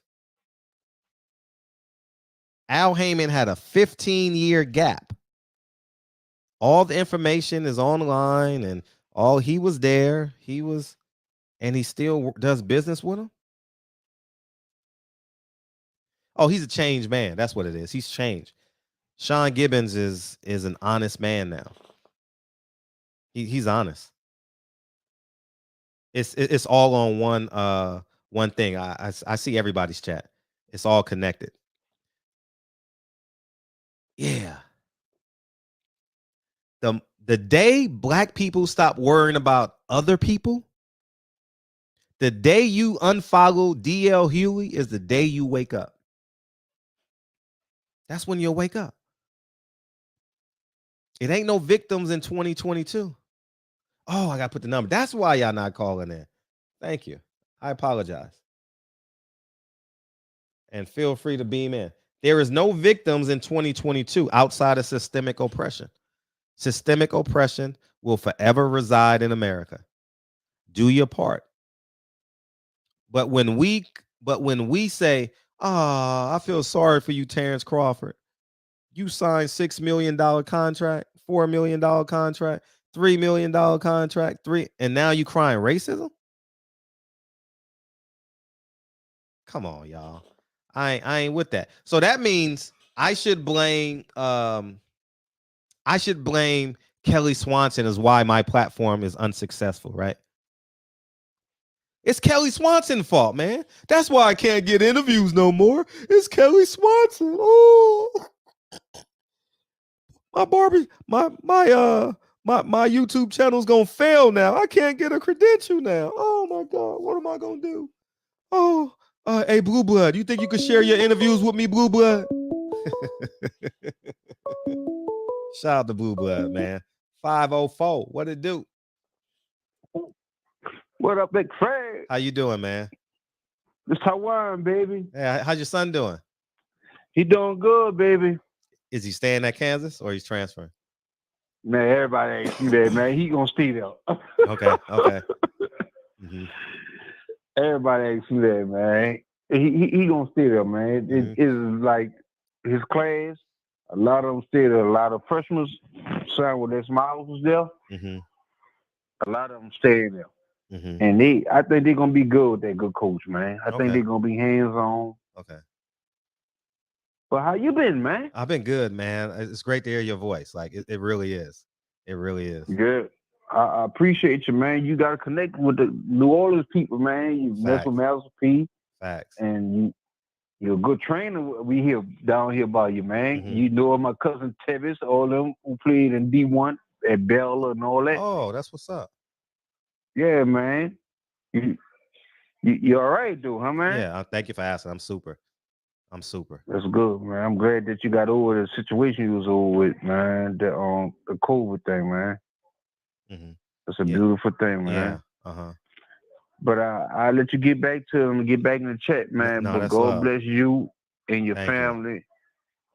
Thank you. And the kids, man. Stay strong, bro. Keep your head up. Appreciate you. Thank you. No matter what happens, keep your head up, man. Stay focused on life. Thank you, dog. I will. Man, love you, man. Love you too. Taiwan Berryhill. Appreciate you, man. All right, baby. All right. Mr. Norris, appreciate you, dog, for beaming in. I'm gonna say this before Mr. Norris beams in. Y'all should have rolled with me on the I'm gonna tell you what happened in 2018. I said, you know what? I'm gonna get Mr. Norris in a second. I'm going to Only Dad's Podcast. Give me a second. I'm gonna ride out. We're gonna ride out on these emails because now we have hard evidence that Golden Boy has racist employees. I do the legwork. That video got 2,000 views on it. Nobody cares. Nobody cares about racism, y'all. Nobody cares. Because if you cared, that video would have 100,000 views. What's up, Mr. North? So real quick, yeah. As you can see, I'm at the poker room, and I thought it was befitting that I would chime in real quick. And I actually left, what's up, homie? And I left the poker table because as poker players, what our number one goal is, we don't really have, like, we don't know what you have in your hand. But what we do is we make inferences based on a sequence of events. And when we notice a pattern, okay, then we bet based on that pattern. Sometimes we're wrong, but if you're a profitable poker player and you're good, you're going to be more right than you are wrong. Fred has been wrong at times, and he has done things that, to be honest with you, I think the goal is to be provocative because that's how you get ratings. That's how you drive ratings. That's how you need to be provocative. And to be honest with you, we shouldn't agree with everything. If we agree with everything you're saying, you're doing something wrong. But you have been more right than you have been wrong, which brings me to my next point. There is a fly in the soup. I was the number one fan of PBC. Floyd is our guy. That's our guy. That's our guy. Okay, everybody, 99% of that's our guy. He was your guy too, Fred. At one point. Okay, that's our guy. Al Haymon was our guy. With PBC, oh shit, great. It's about time. Fuck Bob Arum. Fuck all these white boys. It's about time we got some black control in a black dominated sport. And that's what we riding with. We like, oh, great, man. These guys getting paid. He putting black fighters. We love it. We love it. It's on free TV. What the fuck happened? What the fuck happened? Can anybody tell me what happened? Why is it all of a sudden we're not seeing the frequency of fights is going down, but the zone is going up? Bob Arum is going up. I don't need to be, I'm not in the loop. I'm here in South Florida, so there are a lot of fighters that come here and train here, you know, but I'm not in the loop. You can't, let's just be honest, guys. Do you think Fred will hop on here and say some shit like that if there was no truth to it? This is where I'm playing poker with the shit. Whether I agree with you or not, I'm going to go ahead and give the benefit of the doubt that you're not going to hop on here and make accusations and start saying shit and there's no truth to it. Adrian Broner, we saw the YouTube video, the shit, the little social media shit where he's saying, where's my money? Give me my money. Y'all paying me, giving me allowance and shit. Where's my money? Is Adrian Broner lying? All of a sudden, Floyd Mayweather, who for years always bragged, no endorsements. I don't wear Nikes. I don't do this. I don't do endorsements. I don't do commercials. I don't need to do that shit. I invested my money real good. I got some smart people on my team. I invested my money real good. I don't have to do that. Now, all of a sudden, my man is doing I mean, listen, I'm not knocking anybody getting their money, but I'm playing poker with the shit. Something don't look right. So, you know, I mean, I'm not hopping on to ride your jock, Fred, but at some point I gotta say, like, shit, I want to know what's going on. I want to know what's going on. How why was Gary Russell in the ring that night? Right. Why was he in the ring? Why was he in the ring? When I heard him say, first off, no fighter is gonna come before a fight and tell you he has an injury. What fighter is gonna come on about to fight and say, just so y'all know, I got an injury, I'm injured? I put two and two together and said, oh shit. He telling you, like, man, I really don't want to. Man, they making me do this shit, y'all. I'm just telling you, I'm going in there, but That's what he was saying. He telling you, man, they making me do this shit, y'all. That's they what making me do this shit, bro. he was And then when saying. they asked him at the end of the fight, what, I don't want to make no excuses. I'm a true champion. His father there in the wheelchair. His father was supposed to get fucking surgery. Life depending on his surgery. And his father there. Y'all don't know how to put two and two together and see. It's a sad day.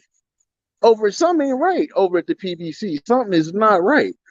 I don't know if you're telling the truth, Fred. But again, I'm a poker player. Mm-hmm. And my job when I'm playing poker is to put shit where it don't fit, to take notice patterns, pattern recognition, and use context clues and say, oh shit, I'm a bet on that because the last time you did this, but you're not doing this anymore. Now you're doing this. So therefore, I think that. And I'm gonna make a bet on that. So I'm gonna bet with you on this one, Fred. So we're gonna see what's going on. And other than that, man, I'm getting back to this poker table, man. Pocket Black Ace is people, coming on your next. hey man, Pocket Ace hey is man, coming. hey, they are an 80% chance of winning. 80%. You know what I'm saying? So, all right, my brother, peace, man. Thank you, dog. Yeah, man. Yep. Y'all better listen to Mr. Norris. Listen, let me tell you something.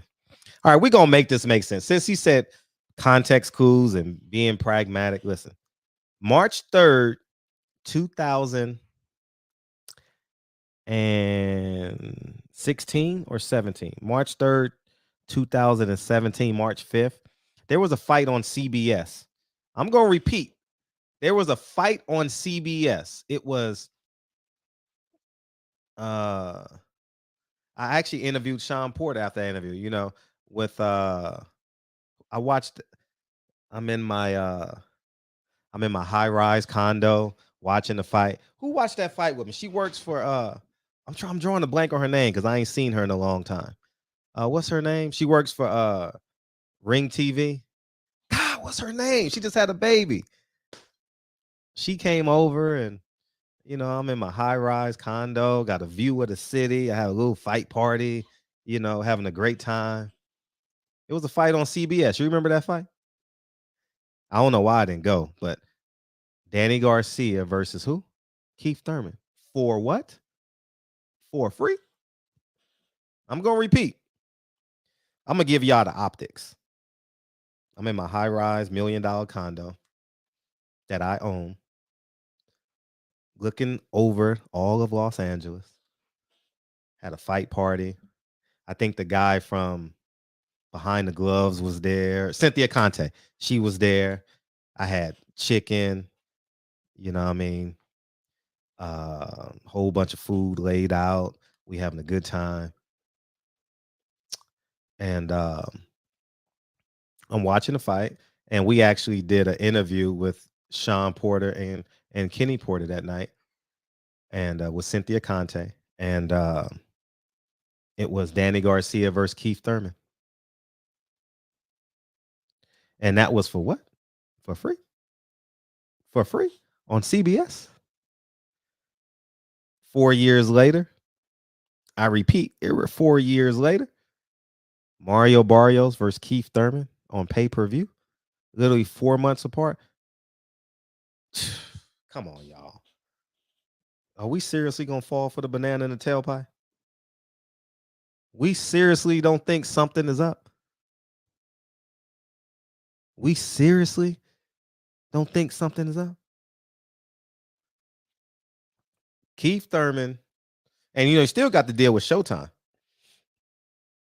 Showtime is a subsidy of what? Viacom, which owns their parent channel is what? CBS. They still got the deal. Y'all don't see it? Y'all don't see it?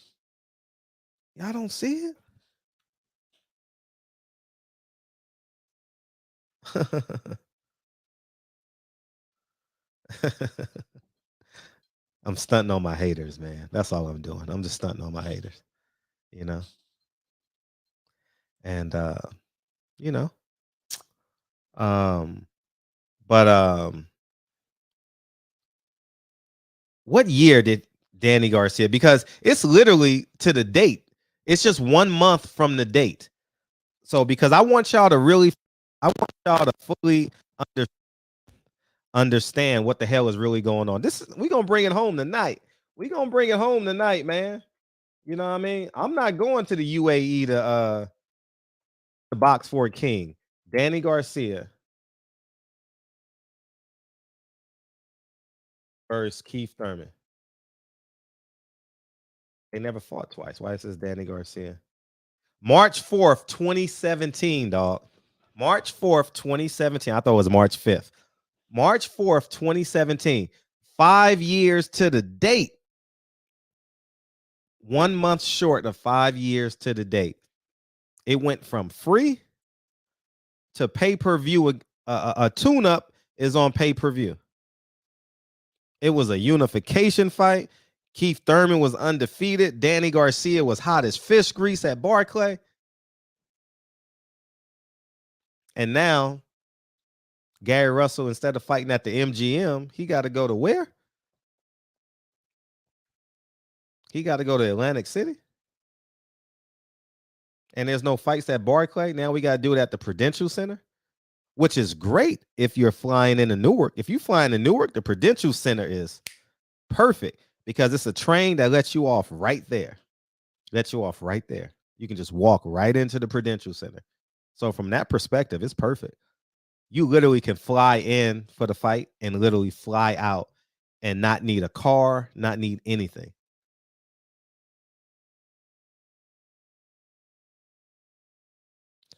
In 5 years, look what has transpired. You know what I mean? 5 years, yo. 5 years. You're not connected, Jerome. Oh, let me open up the phone lines. I'm sorry. Woo, I almost fucked up. Almost hit the wrong button. Go ahead and call in, guys. Jerome, you're not connected. So this might be Al Haymon. And before we move forward, I want to say I love the brothers in the LDBC. Love them to death. Love them. We do, But I have the right to disagree. Shit, I'm not. We all ain't robots and shit where we act the same. We ain't got no brain. What's up, 267? What's going on, Fred? How you feel, man? Do I owe you any money? Say it again. Do I owe you any money? What's up, man? Unfortunately, I'm not one of those guys that owe no money. All right, good. Oh, man. Thank God, because I was about to give it up. Yeah, I'm calling from Philadelphia. I know. My name is Fahim. I'm an avid listener. Thank I respect your mind. I'm going to say that first and foremost. Now, go ahead and disagree with me. Don't preface the shit. Disagree. No, listen. Listen. It ain't just that I'm disagreeing with you because I'm being educated. And sometimes, and when you're being educated, as an educator, sometimes y'all meet the rubber meets the road. Now, my thing is this. I'm going to go back to the Wilder fight.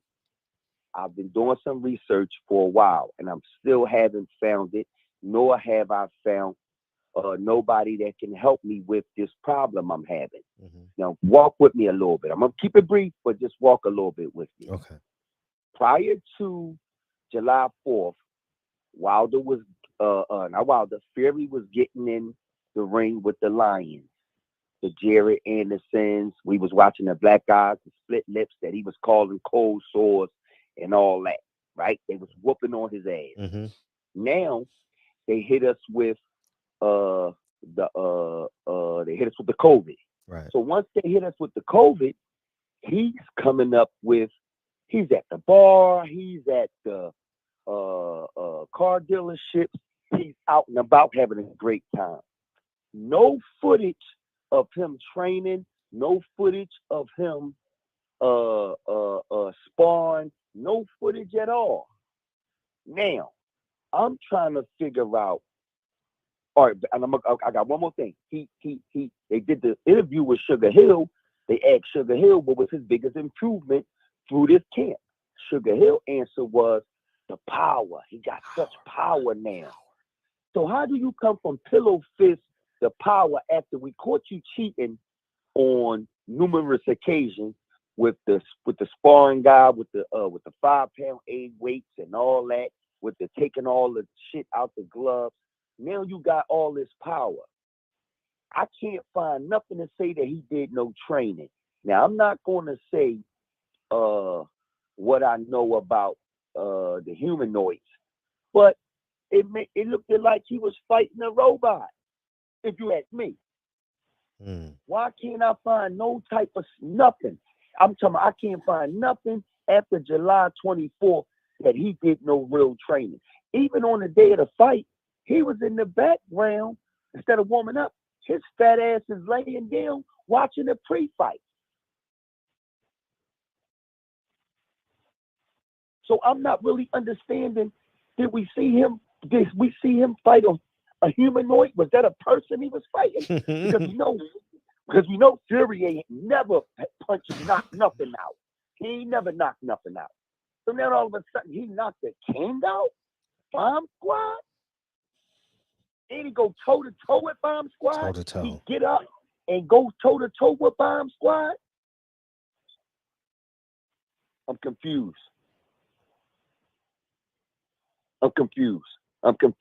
See, and I know they play the money play.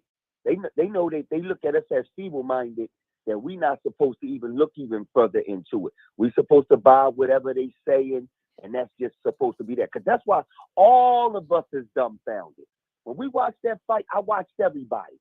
Champ side, you, everybody, Blue, everybody was in shock. Like, where this guy come from? Where did this guy come from?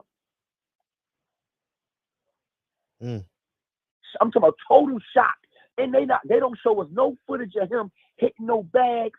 I'm talking about actually stepping his game up. Now we watched the King step his game up, going to the body. We watched Scott work with him. They put that footage out. We watched him. And then he went from getting his ass whooped the first part of sparring. Then after the 24th, I can't find nothing. If you could point me in a direction, because mind you, I do research.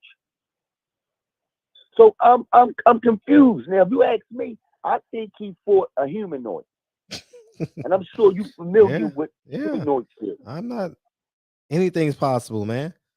Sean Gibbons still has a job. Anything is possible. That's what Kevin Garnett said. Yeah. That's what Kevin Garnett said when he won that championship. And like I said, I had a conversation with Champ Aside yesterday, and I said the wrong shit. So he ain't shut me down, but he told me like, ho, the algorithm. But I know this late night, and I'm gonna get a more clear conversation with you. Can you point me anywhere to say that the sparring partners he had after the 24th? After the 24th, because after the 24th, he went on his rock and roll tour.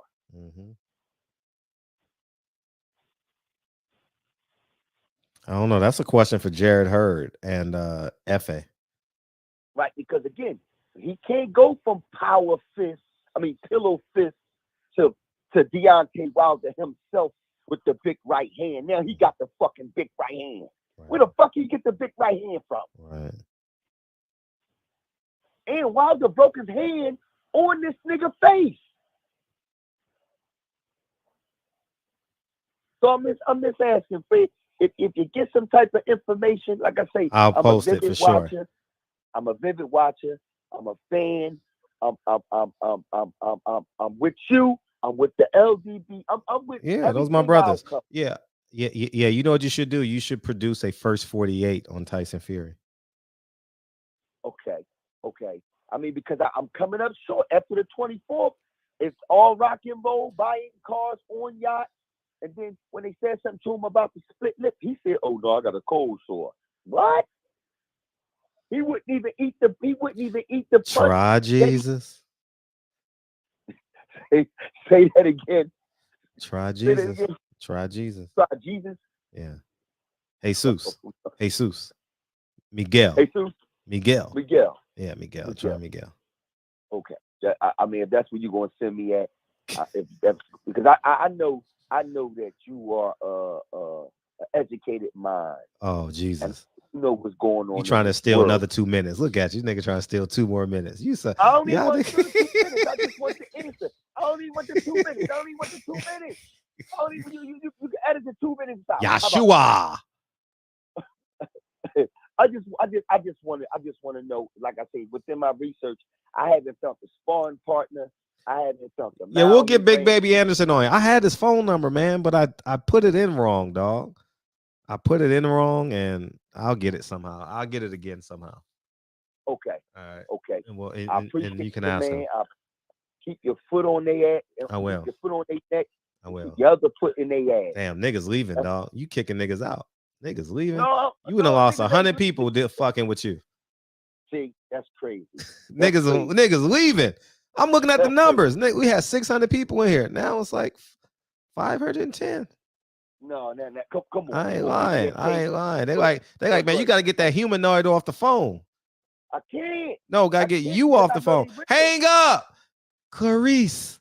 Hang up. Clarice. Hang up. Clarice. Hang up. Say less. Peace. Say less. Peace. From Philadelphia, with Boots and the boys, where the boys reside, I'ma hang up. All right, peace. All right, what's up? Fred, man, I was trying to play the song an hour ago, man. Shit. That's okay. What's up? What's up, Cole? What's up? Fred, you gonna stop calling me Dion Cole. It's a big ass G. Dion Gale. Sorry. I've been trying to talk to y'all for about a whole 3 weeks since y'all done switched the time. You know what I'm saying? I'm like, this nigga keep on calling me Dion Cole. I'm like, who the fuck is that? Oh. And I'm answering to the shit. But it's a good topic today, man. Let's say Gale for real. It's a good topic today, bro, because at the end of the day, hold on, let me pay for my shit. At the end of the day, this all I got right here. At the end of the day, people just don't want to understand that, you know what I'm saying? We make excuses up, you know what I'm saying? Because don't nobody want to get it from the mud, you know what I'm saying? So we make excuses and use racism as an excuse. No, it's not no excuse. A spade is a spade. Plain and simple. There's no way around it. Gary Russell should have never fought, but he already know he needed that check. He needed that check. And then the common sense part is like where us as black people, we just don't have no common sense. We can be led anywhere. And as long as it say, Dolce Gabbana, you believe that person got money. That man, he lying. He saved that outfit for a whole year. He ain't got no Dolce Gabbana money like that, man. He got an outfit for a whole year. You know what I'm saying? But it's crazy, man, how they coming at you, man. But you only telling the truth, you know what I'm saying? And I'm just sitting back listening to it like, man, y'all can't even get mad because all he doing is just spotlighting shit. And as a man, you should already know there's something fishy going on. Gary Russell made $500,000. I need to send it. I'm gonna email it so I can send it so y'all can see it. And Kyle, I ain't forgot about you. I meant to tell you about yourself because I couldn't get in the chime. Bro, you would still go root for the Charlos and he told you about your broke ass? I didn't I never said that, brother. I said I'm not gonna pray for a nigga downfall, I know you ain't gonna pray for a nigga downfall, but listen to me though. Listen to me though. I spent over $300 on Charlo gear, and I have none of it at my house. What you do with it? You donate it or you burn it? Got rid of it. I couldn't burn it because I just couldn't allow myself to look like the white people that burn LeBron James jerseys. So I said, I'm gonna just. I couldn't look like that, man. You know. I feel you. So I sold it. Man, this new time I ain't gonna never get on, man, because I only got 10 minutes. We be on for a long time though. It's not like we just get right off. Now we getting off. Now we got 4 minutes, nigga. Hurry up, nigga. Get off the phone. Hey, shut up. I got 4 minutes. Get it right. Hey, you should have brushed your last nigga off, Fred. I tried to. The nigga. That nigga bring up Tyson Fury versus Deontay Wilder. Come on, man. Hey, Fred, you ain't lying, man, because Floyd said that a long time ago. I made great investments. I would never do this. I would never do that. Now this nigga everywhere. Like, goddamn, nigga. That nigga's a walking infomercial. You said you had an $18 million watch, but you doing commercials now. Well, that don't make sense. None. It's just not making sense, bro. And 500,000, that's horrible, bro. That's horrible. I don't know what that means. I got to get the explanation from it. I'll contact PBC tomorrow. Like Al Haymon got people that work for him that don't like him. They be like, Fred, this is what this means. This is what this means. This is A. This is B. Where is the pay-per-view number? Where the pay-per-view come from? 1 million. That's what I don't understand. Showtime. See, I want to get confirmation on what the second column says. You know what I mean? So before I'll do a video on it once I get the information. I just want to be. I don't want to pretend I know what it is. You know, I'm going. And then the sad part about it, like too, man. Like I heard that one brother trying to defend Al Haymon. What can you say Al Haymon has did good? What can you say? The man said we was gonna get free boxing. We ain't got nothing free. Come on, man. Everybody he's not just beating the black man down. He's just beating the black man that try to play us and use us as our skin color. That's all it is. That's all it is. And this kind of stuff happens in prison, man. Like you follow the wrong crowds and stuff just because that's a black man. You stupid as hell. You going to the hole for following that black man. You know what I'm saying? Yeah, a $1 million including pay-per-view bonus, 350 including. I don't know what that means, so I'll find out by the morning. And what's up with Kyle? What's up with the Devin Haney? We gonna get the Haney fight or what? You heard anything? Hell no. Listen, y'all don't fucking listen, man. He ain't fighting Devin Haney, bro. So who would he fight? He gonna fight anybody but Devin Haney. Hell, he could fight me or you and get the same amount of money. Man, he already know. Once he get all this little lackluster and stardom and stuff, he already know his next fight ain't nobody gonna even care about Kambosos. You know what I'm saying? Listen, like he can hold them belts as long as he can. I told y'all Devin Haney wasn't getting that fight after he won the fight. I knew he wasn't. Yeah. Y'all niggas bought that dream. I didn't buy it. And I ain't gonna buy it until I see it signed, sealed, and delivered. And I just don't see it happening, bro. And then look, and then Charlo supposedly about to get the Canelo fight. Man, he looked horrible in his last fight. You think he about to really do something with Canelo? No, he's had one fight in 20 months, dog. After serving horrible. Yeah, he's had one fight. He about to get mollywopped. Canelo He gonna have looked horrible, and ain't none of his opponents ever beat his body up like Canelo about to do. Man. I just don't listen. This is what I don't understand. Nobody seemed to learn from like the last nigga. You know, inactivity is a motherfucker. You know? Yeah. Hey, what if Charlo start talking to Canelo in the ring? He gonna learn Spanish. He gonna learn Spanish for this fight. Isn't that a prerequisite for Canelo? You got to learn Spanish. And the sad part about it is Charlo will sell his soul for $12 million. He wouldn't even care. I'm rich. I'm rich. You know what I'm saying? But Canelo go try to knock his head off his shoulders for that $12 million. Man, I sure wish Jared Hurd, man. I sure the hell wish he didn't lose his last fight, man. Hey, and then I'm thinking to myself too, he only gonna get paid like $8 million because he ain't got nothing to bring, really. So Canelo ain't got to give him that much. Nah, he got a little name cachet. He got way more name cachet than Caleb Plant, that's for sure. Yeah, he's more popular than Caleb Plant. I know. I want to know something pay-per-views though. Caleb had that last piece though. You know what I'm saying? He ain't got no last piece. He's just fighting him. So that's $8 million. I'm thinking $8 million tops. In the time period, that's a good question. How many times did Canelo fight last year? 4 times? 4 times. Wow. So Canelo has fought 6 times since September 27th to his once. Charlo. Hey, Fred, you know what's crazy? 5 times, excuse me. 5 times. Yeah, what's up? As you know,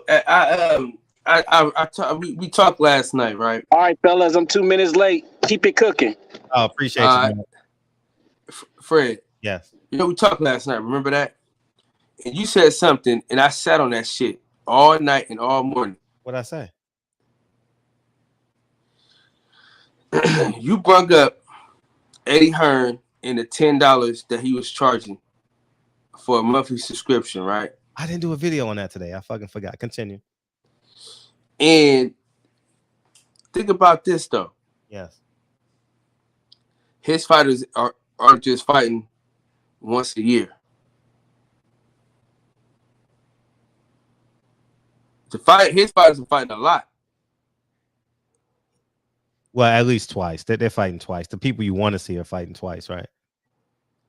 Because what? I mean, Devin Haney got 2 fights he got last year. Mm-hmm. Conor Ben had 2 fights last year. Anthony Joshua don't count because it ain't too many heavyweight fights you could have in one year and shit. Yeah, it's 20. Yeah, it's 20 now. But yeah, the point is well received. But go ahead, finish what you're gonna say. I'm sorry. So, I mean, he kind of got to charge that $10, right? A month. $20, whatever the fuck they charging. Yeah. But I don't know where you're going, but go ahead. He's trying to give us good fights, though. He not just trying to give us Mario Barrios versus Keith Thurman for $79. That's what I'm getting at, Fred. Yeah, and 2 fighters coming off a loss. Like, how the hell you? No, 3. Fredro. Yes. 3 fighters coming off a loss. Who?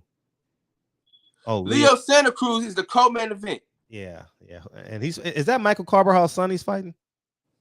I don't know who the fuck he fighting. I don't give a fuck because I ain't buying it. He might be fighting Michael And Carvajal. I damn sure ain't watching it. Yeah. What day is that on? Next Saturday. Yeah.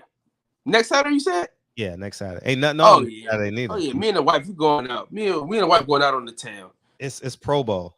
It's Pro Bowl. So here's what it says before I bring in my boy. What's up? Showtime. Okay, now I understand. I hadn't read the bottom paragraph.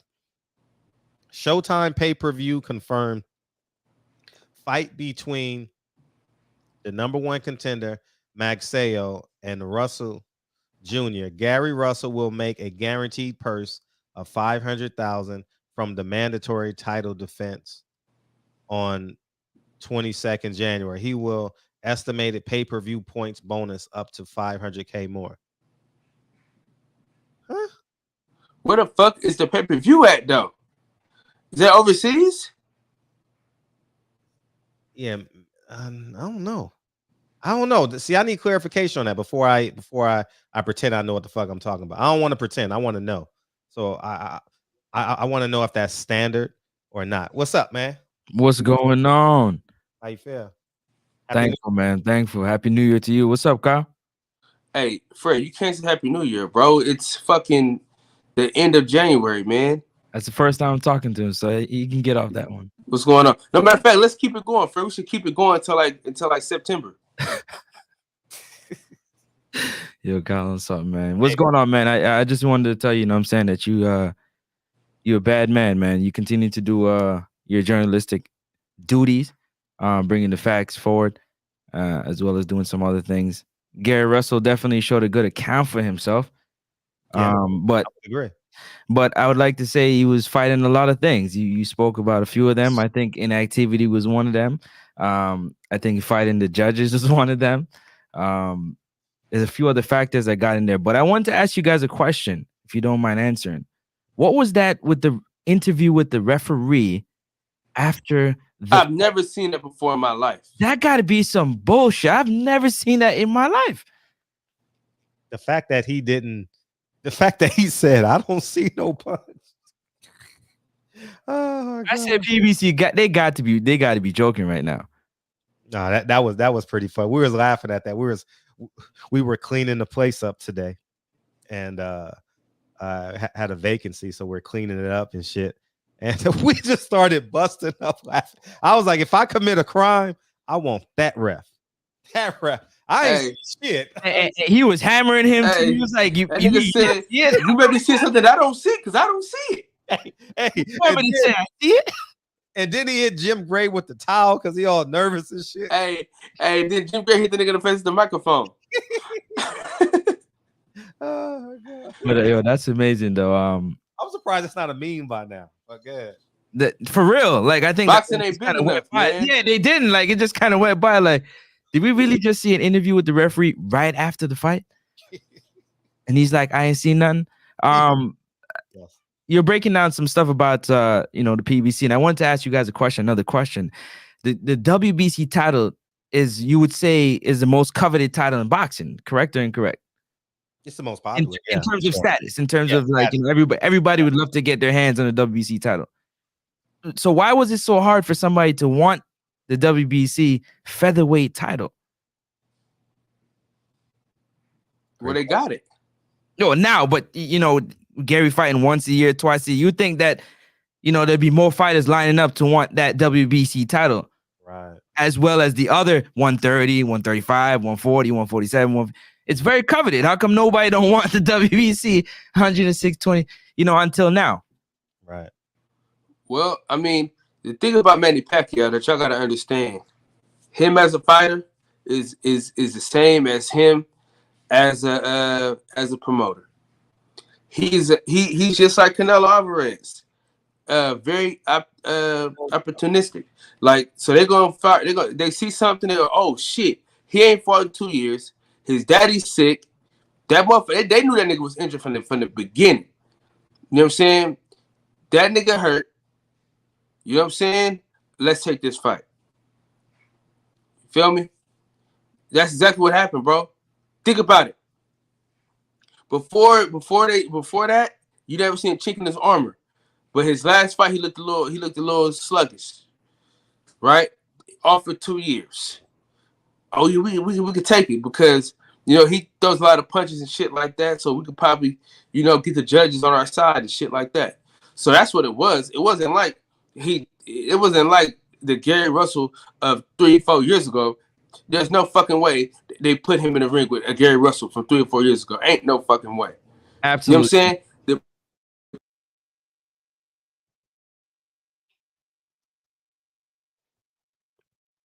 It's on you. I don't care. I don't care what they say, man. That Gary Russell shit was fucked up. Definitely. One of the things that I thought about, Gary Russell kind of warmed up like an old car, but once he got going. Old cars, all reliable. Take him a while, first few rounds, get it out. But once he started to get that little Manny Pacquiao double stutter, he's like, oh, I got him. It don't matter what he do, he can't touch me. Right. With one hand. Yeah. One hand. We talking about he's throwing 4 punches with the same hand and not getting touched. We talking about Martin McSay was supposed to be the big puncher. At the time, 23 victories, 16 knockouts. Right. The bigger fighter. He didn't even buzz him or drop him. And he just gave the champion's belt away. You guys agree with that? Yeah. You got to beat the champion, man, in my opinion. Where was the clear? You gotta beat the champion, bro. Him beating and the motherfucker had one arm. Like, if you can't show dominance with a motherfucker with one arm, you don't deserve to win that fight, bro. You got it, bro. Nigga had one hand. He had one hand literally tied behind his back. You got hit with the same punch, nigga. He hit the nigga with a combination. He hasn't fought in 2 years. Yeah. You on mute still.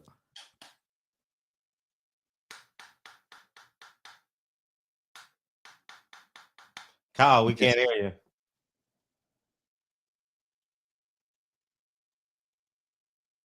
We didn't hear what you say.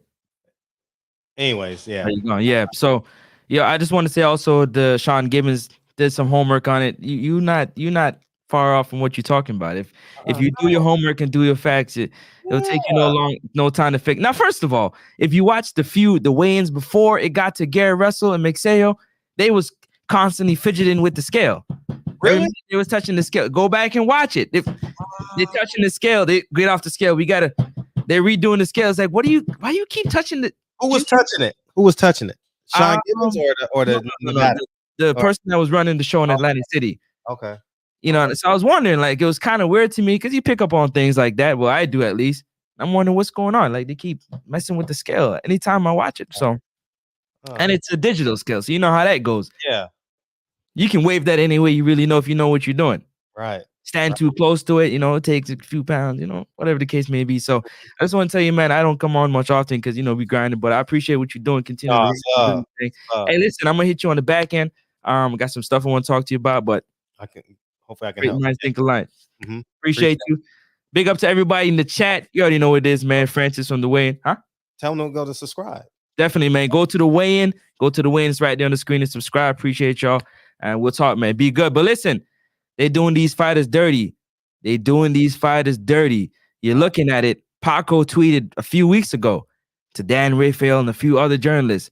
Wouldn't it be nice to have Lomachenko in Australia for $75,000? That tweet went unnoticed. It did? Go to Paco's personal. Paco from the WBA? I'm trying to WBO. WBO. Yeah. Go and check it on his personal page. It's in Spanish, so you got to translate it, but he sent a message. Wouldn't it be nice to see Lomachenko? He's not even a champion. Wait a minute. So those type of things was going on, but you gotta keep your ears low and pay attention because they try to slide those tweets by, you know what I mean? Even with this Jen and Beak out of nowhere, mandatory, like, the stuff like that's happening. You got to watch those things. You know what I mean? WBA just ordered Rolly Romero to take on Javante Tank Davis. They ordered it for the second time. You know what I mean? They got 30 days to make that fight. Or it's going to purse bid. But yeah, check that out. I'm talking about right after the fight. Right after Cambosos and Tio fought. That tweet didn't come out not too long after. I'm looking for this shit. You can post it up? Yeah.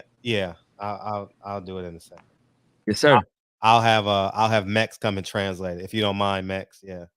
It should be able to hit that translate button on the screen, and you should be fine with it. But it's gonna be a little far down because he tweeting and whatnot. He tweets a lot. Eh? He tweets a fair amount. Oh, okay. If not, I'll send it to you. But yeah, you guys be good, man. Appreciate it. Everybody in the chat, y'all be good. Peace out. Man, I'm never gonna find this shit in Spanish. I'm gonna send. I'm gonna send it to you. All right. Thank you. All right, thank you. Peace. This is gonna be headline news tomorrow. Hey, Bill about to go have some fun with this tweet. Hey. Appreciate you, Francis. Thank you, dog. Thanks for coming in. Thanks for staying up late with y'all on the East Coast. Thank you for staying up. We staying up. What's up, man? Appreciate the support too, dog. It does not go unnoticed. Thanks. Fred, what's going on, brother? Kyle, what's going on? Shout out to Kyle for yesterday. He gave me another individual. I ain't gonna call no names or anything, but he gave us a opportunity. He said, "I'm going to sleep, but y'all can cook on the channel." So shout out to Kyle for that. You feel me? But wanted to hop on real quick and I want to make it known, man. First off, Fred, appreciate everything you doing, bro, because the stuff you speaking on is what's the most important things in boxing. Right. What you have started speaking on is the boxing politicians. And I told myself this in 2020, anytime I get on anybody chat, anybody panel, whatever, that's what I want to talk about is the politicians in boxing.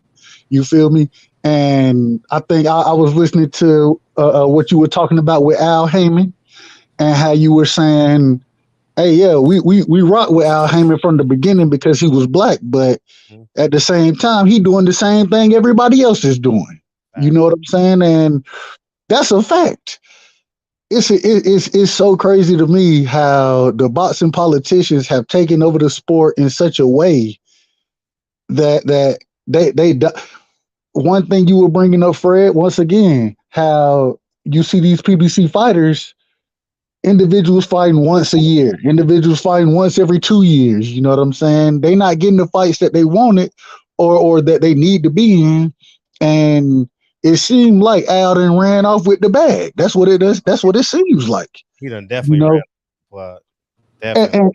And so my thing is this: I ain't no Bob Arum fan. You know what I'm saying? But at the same time, Bob Arum speak the truth. He tell you what's on his mind.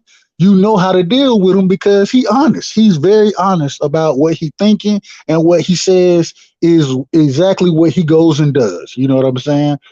So I can respect the individual like that. I don't have to agree with you, but I can respect that. Al Haymon, on the other hand, I hate to say it this way, and I always say I hate to say it. I don't hate to say it. Let me take that back. I don't hate to say it. What I do hate to have to come at my own kind, my fellow black brothers, but at the same time, we got to call a spade a spade.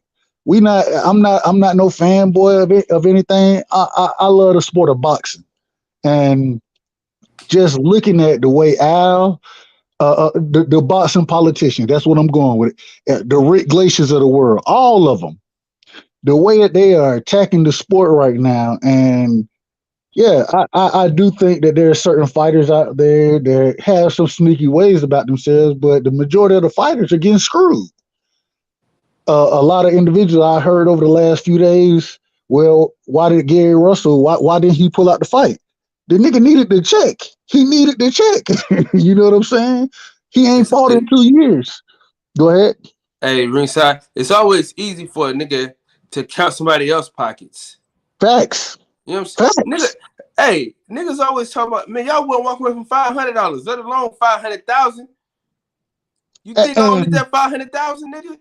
Bro, and for an individual who based his life, his career, his money maker is boxing, and for him not to have a fight in 2 years, yeah, he want to get in the ring. Regardless, he want to get in the ring. I was listening earlier to my boy Keon, Everything Boxing, and he had Batman on there, and Batman was like, shit. Hell, the nigga ain't fought in 2 years. He want that check. You know what I'm saying? He need that check. And I can't be mad at that. You feel me? But what I am mad at is the boxing politicians, how they've set things up. They've set it up where, yeah, okay, I got a couple fighters here and there, and it's so much more egregious on the PBC side versus the top rank side, or even Eddie Hearn, Matchroom. Matchroom. It's so much more egregious on the PBC side because look at Shakur, look at Big Baby Anderson. These individuals, they fighting 3-4 times a year. You know what I mean? Whereas, hell, I don't know the last time I done seen 3 cars in a month for PBC. When you tell me the last time you seen 3 cars in a month for PBC, I can't tell you when the last time I seen that. And bro, we just got to start calling a spade, and we need to be holding these individuals accountable. It's only so much we can do as fans. I understand that, but at the same time,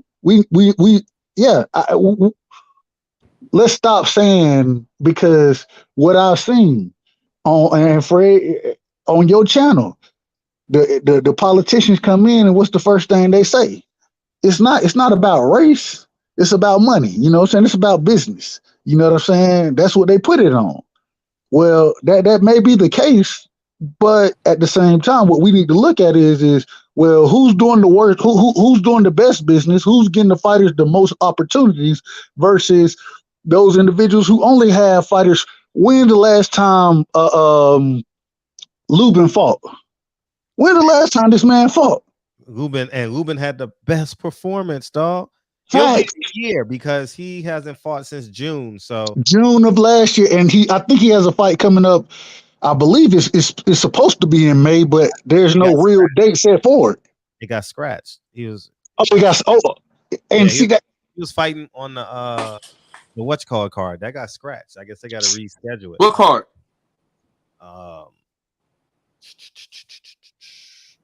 Yes, what the Benavidez family said. March. They're supposed to fight in March in Arizona. What happened to that? They got what's called fight May 19th now. Kyle, I hate to say it this way. I hate to say it, and I don't mean to cut you off, Fred. This is your channel, so I don't mean to cut you off, bro. But it don't even matter why it got scratched. The problem is it got scratched. Look at all these fighters who are out here looking to fight, but they're not getting the fights. It's embarrassing, and the reason it's embarrassing is because when Al Haymon came in, I was like, "Oh, we got a brother in? Oh yeah, he definitely gonna make it. He gonna make it work for us." Right, going hard. But that's, and I'm supporting that, and now I'm sitting here looking like a damn fool because it's like, bro, Bob Arum is putting on. He's still, and Bob is very honest. I give him a lot of credit for that. I ain't a big Bob Arum fan, but I give him a lot of credit because he's straightforward. He told you with the Lomachenko Haney fight, he was like, bro, we not fighting you. We not fighting you. He come out and say what it is. You know what I'm saying? Whereas with Al Haymon don't say too much of nothing. You just got to kind of sit and wait. And I can't remember. It was a boss I was listening to the other day. He had an interview. And he was just saying, he was like, yeah, I think I'm going to fight sometime in March. I don't have a date yet. I'm like, bro, it's January. You fighting in March. You ain't got no date? Come on, bro. How you ain't got no date if you supposed to be fighting in March? How you don't have a date? Yeah. Bro, it's ridiculous. But I think the biggest thing is we got to call these individuals out. I don't know. I just said to myself, anytime I get on anybody panel, anybody channel, I'm talking about boxing politicians this year. That's my whole goal. The reason because that's the biggest problem in boxing is the politicians. It's the same thing with the government. The biggest problem with the government is the politicians. You know what I'm saying? And these individuals who aren't held accountable, who can do more or less what they want to do and benefit how they feel or to pass or do whatever benefits themselves. It's not about the fighters. It's not about the fans. It's not about the sport. It's about how can I maximize my dollar. It's disgraceful. And I just think we got to start calling this shit out every chance we get. Appreciate you giving me the opportunity for it. Actually, I looked at your interview yesterday. You had a Champ Side hoodie on. Yeah, and when I saw the Champ Side hoodie on my life, I went and ordered one. When I saw you rocking it, bro, swear. So salute to both of y'all, man. Keep doing y'all thing. Appreciate y'all giving me the opportunity to speak tonight, and I appreciate you, Fred, calling out these boxing politicians because that's the worst thing that's going on with boxing right now. Right. And if you don't call it out, who gonna call it out? Because it ain't like there's a boxing news channel on TV. It ain't that there ain't no outside of YouTube boxing. You know what I'm saying? There's nobody else in the U.S., I'm gonna say, who can hold these people accountable. So I appreciate you, Fred, trying to at least putting it out there, bringing these individuals on, bringing the Rick Glaciers, the Serafino, the Serafina, right? The Serafinas of the world, bringing these people on and asking them the tough questions. Mm-hmm. Hey, you may not always get the answers you're looking for, but you ask the tough questions and you allow for them to elaborate. And I appreciate that, bro, because who else gonna do it? Who else gonna fucking do it if you don't do it? And I appreciate that. So salute to you. I try to stay in the Cash App as much as I can. I try, you know what I'm saying. I appreciate y'all, man. So salute and thank you for allowing me to ramble tonight. So salute to y'all, man. More rambling. You know where to come after this, man. We live in the boxing section, man. Hey, Kyle. Hey, I'm showing up for the boxing session tonight too. I may not call in, but I'm listening, and I hope you don't fall asleep on us like you did last night. I ain't mad at you though. I ain't, cause hey, you told us, you said, hey, I got some shit to do, so it is what it is. But appreciate you opening up your panel and allowing us to cook on your channel, bro. Appreciate. I'm trying to be like Fred. Next year, my plan is to stand on top of the roof and say, "Nigga, we made it." That's my plan for next year. You know what I'm saying? This year, ignorant nigga shit. Next year, we got property to get. You know what I'm saying? But I talked to my realtor today. He gonna set me up with the. We're gonna set up a plan for me to get to where I need to get to, man. You know what I'm saying? But we appreciate it, man, because even I don't know if you, I'm sure you know it, but you giving everybody a voice. Both of y'all giving everybody a voice, which is a great thing because I'm from Warner Robins, Georgia. Most people in the chat don't have a clue where that's at, but it's Middle Georgia and country. I'm a country dude, but I love the sport of boxing, and I appreciate how y'all represent it. And Fred, I appreciate how you go after these individuals and give them the rope to hang themselves, because that's what a lot of them do. Yeah, they do. And so, salute to both of y'all brothers, man. I'm jumping back in the chat, but appreciate. Just know y'all are very much appreciated, man. Thank you, dog. Appreciate it. Appreciate you, big dog. Yep. Peace. Yeah, you know, with appreciate right side. You know, Sean, I'm glad you asked that question. I'm glad you asked that question. I'm gonna tell you why. It's an easy answer though. You're gonna be shocked at the answer. Fred, I enjoyed your interview with Leon, but I was surprised you didn't ask him to elaborate when he made certain points, such as the New World Order. I had 10 fucking minutes to get to this show. That's why.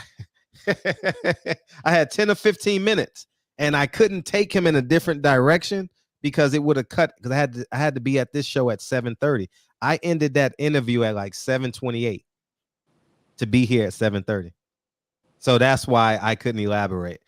I caught it. I was like Betty Shabazz, New World Order. That sounds interesting, but I just couldn't. I couldn't go there. But he'll be back. Oh, he'll be back. Yeah, we'll talk. Y'all always make magic, man. Yeah, we'll talk this week somehow, some way. And so I'm glad you asked that question, Sean. Thank you. I had to get him off. And 10 minutes before that, I'm like, I can't ask you about that because I gotta go.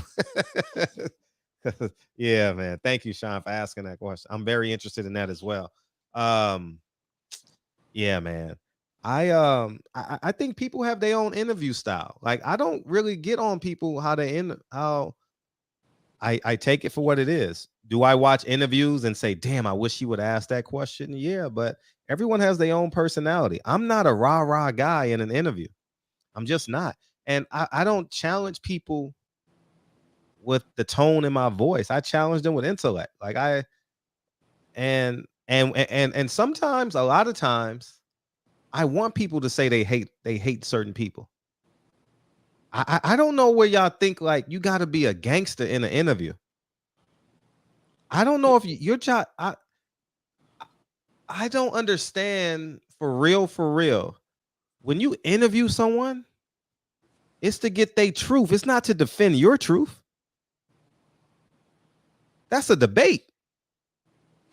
Oh, you should have defended Carissa Shield. I have defended her in real life. And she still don't fuck with you, Fred. I defended her in real life.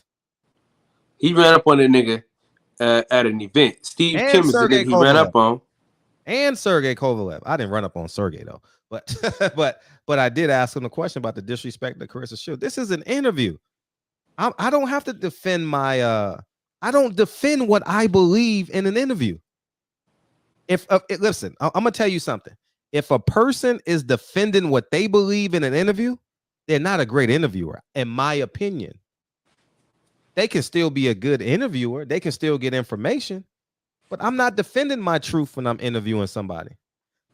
Charleston White said, fuck Malcolm X.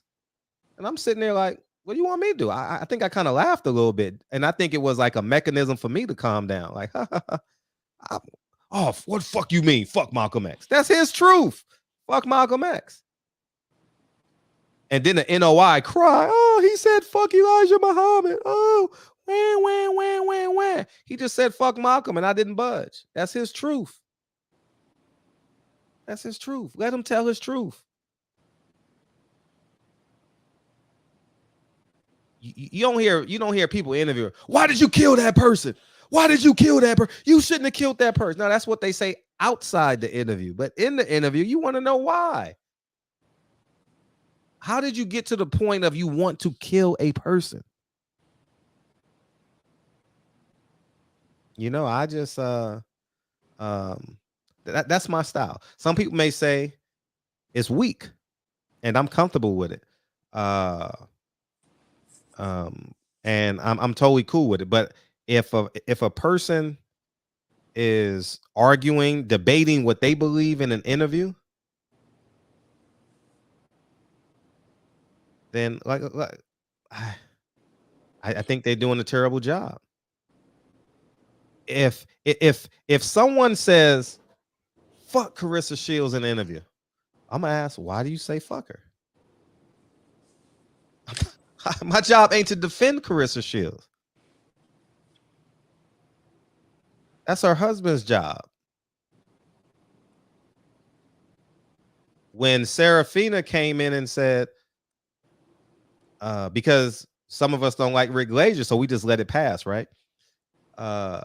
She said he is basically a fraud. No one said, why you didn't defend Rick Glazier? Right? You see the levels of. Well, in the words of the great philosopher Frederick S. Hawthorne, select morality. Yes. Yeah. Hey, that word almost ate you up. What word did you say like 10 minutes ago? And you was like, oh shit, I gotta finish the word. I think it was shit. I forgot what it was. I caught that shit. I was like, that word about almost ate you up. Yeah, almost don't count. Horseshoes and hand grenades, baby. You made it though. You made it. Yeah. Took me a while. Yeah. It was like but yeah, man. Like, okay, for example, when what's the guy's name? Super bad? No, not super bad. What's his name? Not Bread Man. What's the other trainer? Sugar Cane? No, what's his name? Sugar Hill. I said Sugar Cane. Oh shit. Yeah, okay. Yeah. When and shout out to Tay Jones. It's his birthday. Oh shit, that's what I was gonna say. That's what I was gonna say, but my shit kept cutting out. Okay. But yeah, man, happy birthday to my dog Tay Jones, man. Birthday Tay Jones, for sure. When Tay Jones was going at Sugar Hill, y'all didn't say, Fred, you gotta defend Sugar Hill. You know what I did? I just sat here.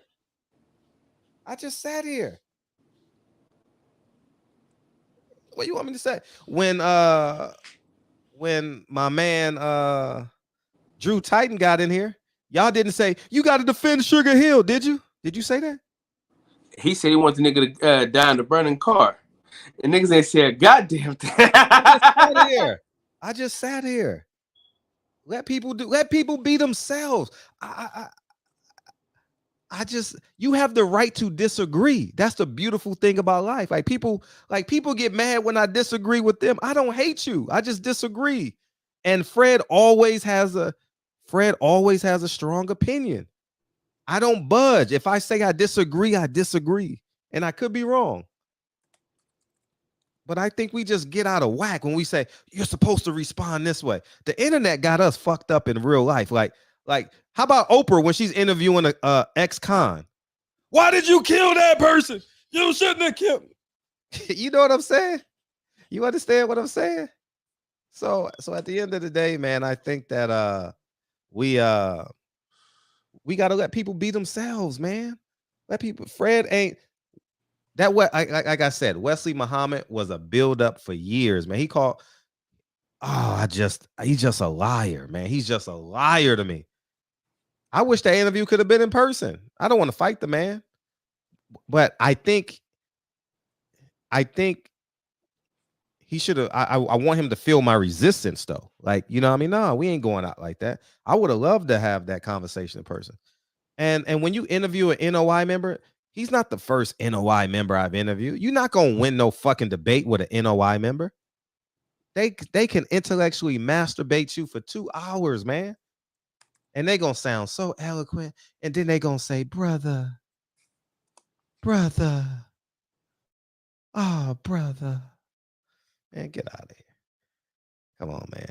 Let people be themselves. Let people answer the way they want to answer. I think that's the best way. You know, let people be themselves. Like, if we're in the street and we got to defend Carissa Shields, I'll defend her. For sure. But if an interviewer say, fuck Carissa Shields, if Deontay Wilder come in here and say, fuck Tyson Fury, do you want me to say, hey, Wilder, you can't talk about Fury like that? No, because you guys are comfortable saying it, right? You guys like that, right? Because this is a pro Wilder space, right? Oh, fuck. Yeah, fuck Fury too. Right? You see what I'm saying? I'm not going to cut Wilder off, and I'm not going to cut Rick Glazier off. I'm not going to cut Drew Titan off, who I love dearly, and I'm not going to cut Sugar Hill off. Simple. People don't even understand the fact that you let niggas talk. They end up telling you exactly what you want, what you want them to tell you. In many cases, yeah. You know what I'm saying? Let a nigga talk long enough. You know what I'm saying? You know, give a nigga enough rope to hang himself. In many cases, yeah. In many cases, yeah. You get smart people like Bob. I mean, I can't trick Bob into any answer. You know, you got the nigga before though. I got him once a few, but he got me a few times too, though. Like, you know what I mean? So yeah, but niggas don't even try to get him though. Yeah, see, that's the shit. People so afraid. People so afraid, man. I love playing this World War II game. I like playing that shit. That mental jousting. I like it. Hey, I'm not gonna lie, though, Fred. Yes. I couldn't have been Mike Carpenter. I'd have told the nigga, shut your old ass up, nigga. Oh, I would have told Bob that, but Bob wouldn't talk to me like that anymore. He tried it. He tried it now. He definitely tried it. I mean, I have a cool relationship with him. You know what I mean? That don't mean I agree with everything he said. No. I don't agree with sometimes when people post something that I admire or respect on YouTube. I have the right to disagree with them. I have the right to do a video and disagree. People say, oh, you hate that person. No, I disagree with them. I can inherently disagree with a person. That is my human right. I have a platform. I didn't say fuck your mama, fuck your daddy, fuck your daughter, fuck your son. You know what I mean? So, anyways, so yeah, God, let's get out of here. Yeah, man. I listen, Fred. I can't lie to you, man. I didn't cut Ticket TV off. What you call it said. Get them out of here. And I like I said, if the guests say it's based upon what the guest can handle, not what I can handle.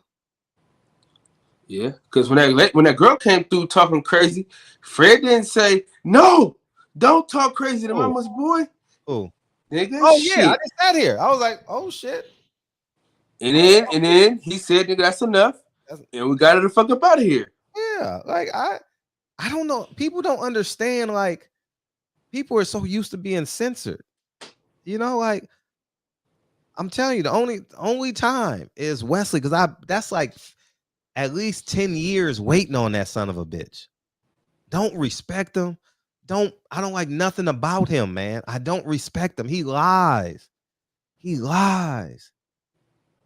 The man told the people that you should drink milk. Milk is the food of the gods. Milk is a carcinogen. You know, so man, that motherfucker just lie. He said Elijah Muhammad cured Malcolm X from being gay. Can you believe that? He said what? He said they took down the video. He said Elijah Muhammad cured Malcolm X of being queer. The quote is queer. Wasn't Malcolm X, wasn't Detroit Red a pimp? Yeah, he was a pimp. Yeah, he was a pimp at 18, 17, 18 years old. You know, so well, he was selling drugs and then it led into pimps. Yeah, yeah. But who was the pimp? What's the guy's name? Danny boy, Danny. What's his name? Danny. That he learned from Danny. Think so. Anyways, I'm drawing a blank. It's been a so. But what the point I'm making is let people be themselves, man. You make the adjustments and leave, and you know you ain't got to have a relationship with everybody you interview. Cut the interview off. If I'm doing a terrible job, just cut it off. Put in the comment section, Fred, bullshit. You done fucked this interview up, and I'll say, you know what? You could be right. Probably did. So, you know, It's funny, man. Listen, the way you break shit down, man, it's hilarious because niggas only give a fuck when they give a fuck. Yeah, I know that. I know that going in. You know what I'm saying? Uh-huh. If it don't fit what they care about, they don't give a fuck. Yeah. Because, nigga, Rick Glacier was everything but a nigga champion heart. Nigga called the nigga all type of bullshit artists to his face. Did I cut him off? Called him liars and shit. I just sat here. Yeah. That's my comfortable spot right here. I just sit and go at it. Hey, listen. Hey, you know, Champion Hart did one of these. He didn't even do one of these when he came in. I said, "Oh shit, we got a problem today." It's go time, right? Go time, man. I just think you let people be themselves. You know, if we're doing a debate, by all means. But interviewing a person, I want to know why they killed the person. I want to know why they were abused as a child. Were you playing with a gun at 8 instead of playing Nintendo, PlayStation? You know, like I really want to know. So call me weird, but if and some of the greatest interviews I've had, honestly, are lives I would never live. You know, lives I would never live. So, like, I'm not I don't do drugs, I don't drink, I don't smoke. I'm not really in the streets. I'm really a cornball that had streetwise cousins that I hung out with, you know. Shit. You know, I don't do drugs, I don't gang bang, I don't, you know, I'm just a regular guy that reads like, or used to read. Now I got this show. I used to read a lot. Yeah, man. I'm just, the thing about it is Al Haymon sold us a dream. Definitely. Big dream. Big dream. Right? Mm-hmm. See, aha! I got it. I got it, Fred. Okay. I got it. I got it. And you're gonna love me after this. Democrats, Republicans. Bob Arum tell you to your face, you ain't shit. Right. Al Haymon, oh yeah, we're gonna take care of you.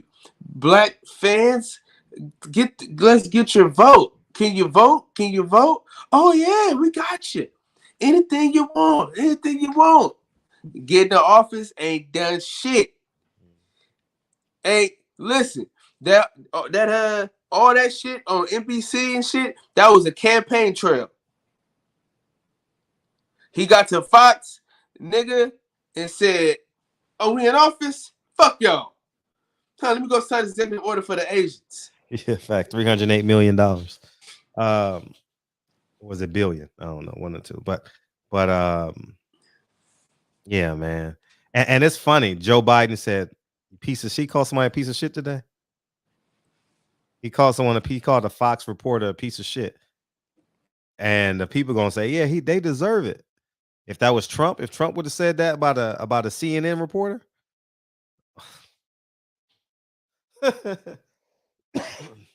you know, it's what we want to hear. But I'm gonna remind people when we get a fighter that comes in here, or when Bill Haney comes in here and talks shit about Teofimo's dad. Oh, we ain't gonna say shit.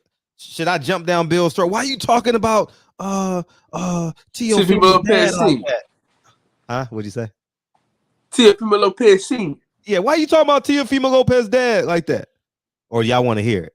Y'all want to hear that juicy shit, huh? I know. I know. You know, they want to join in. Fuck him. Exactly.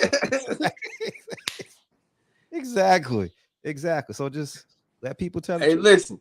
listen. Niggas came on here. Oh, you root for Charlo? Look, now we supposed to be PBC. Y'all niggas supposed to be PBC, tree hugging motherfuckers. You know what I mean? And now y'all like, oh no, we ain't fuck with Charlo. He PBC though. He black. You know what I'm saying? So that's what I'm saying. You know, y'all gotta have that. Y'all gotta have that energy all day, every day.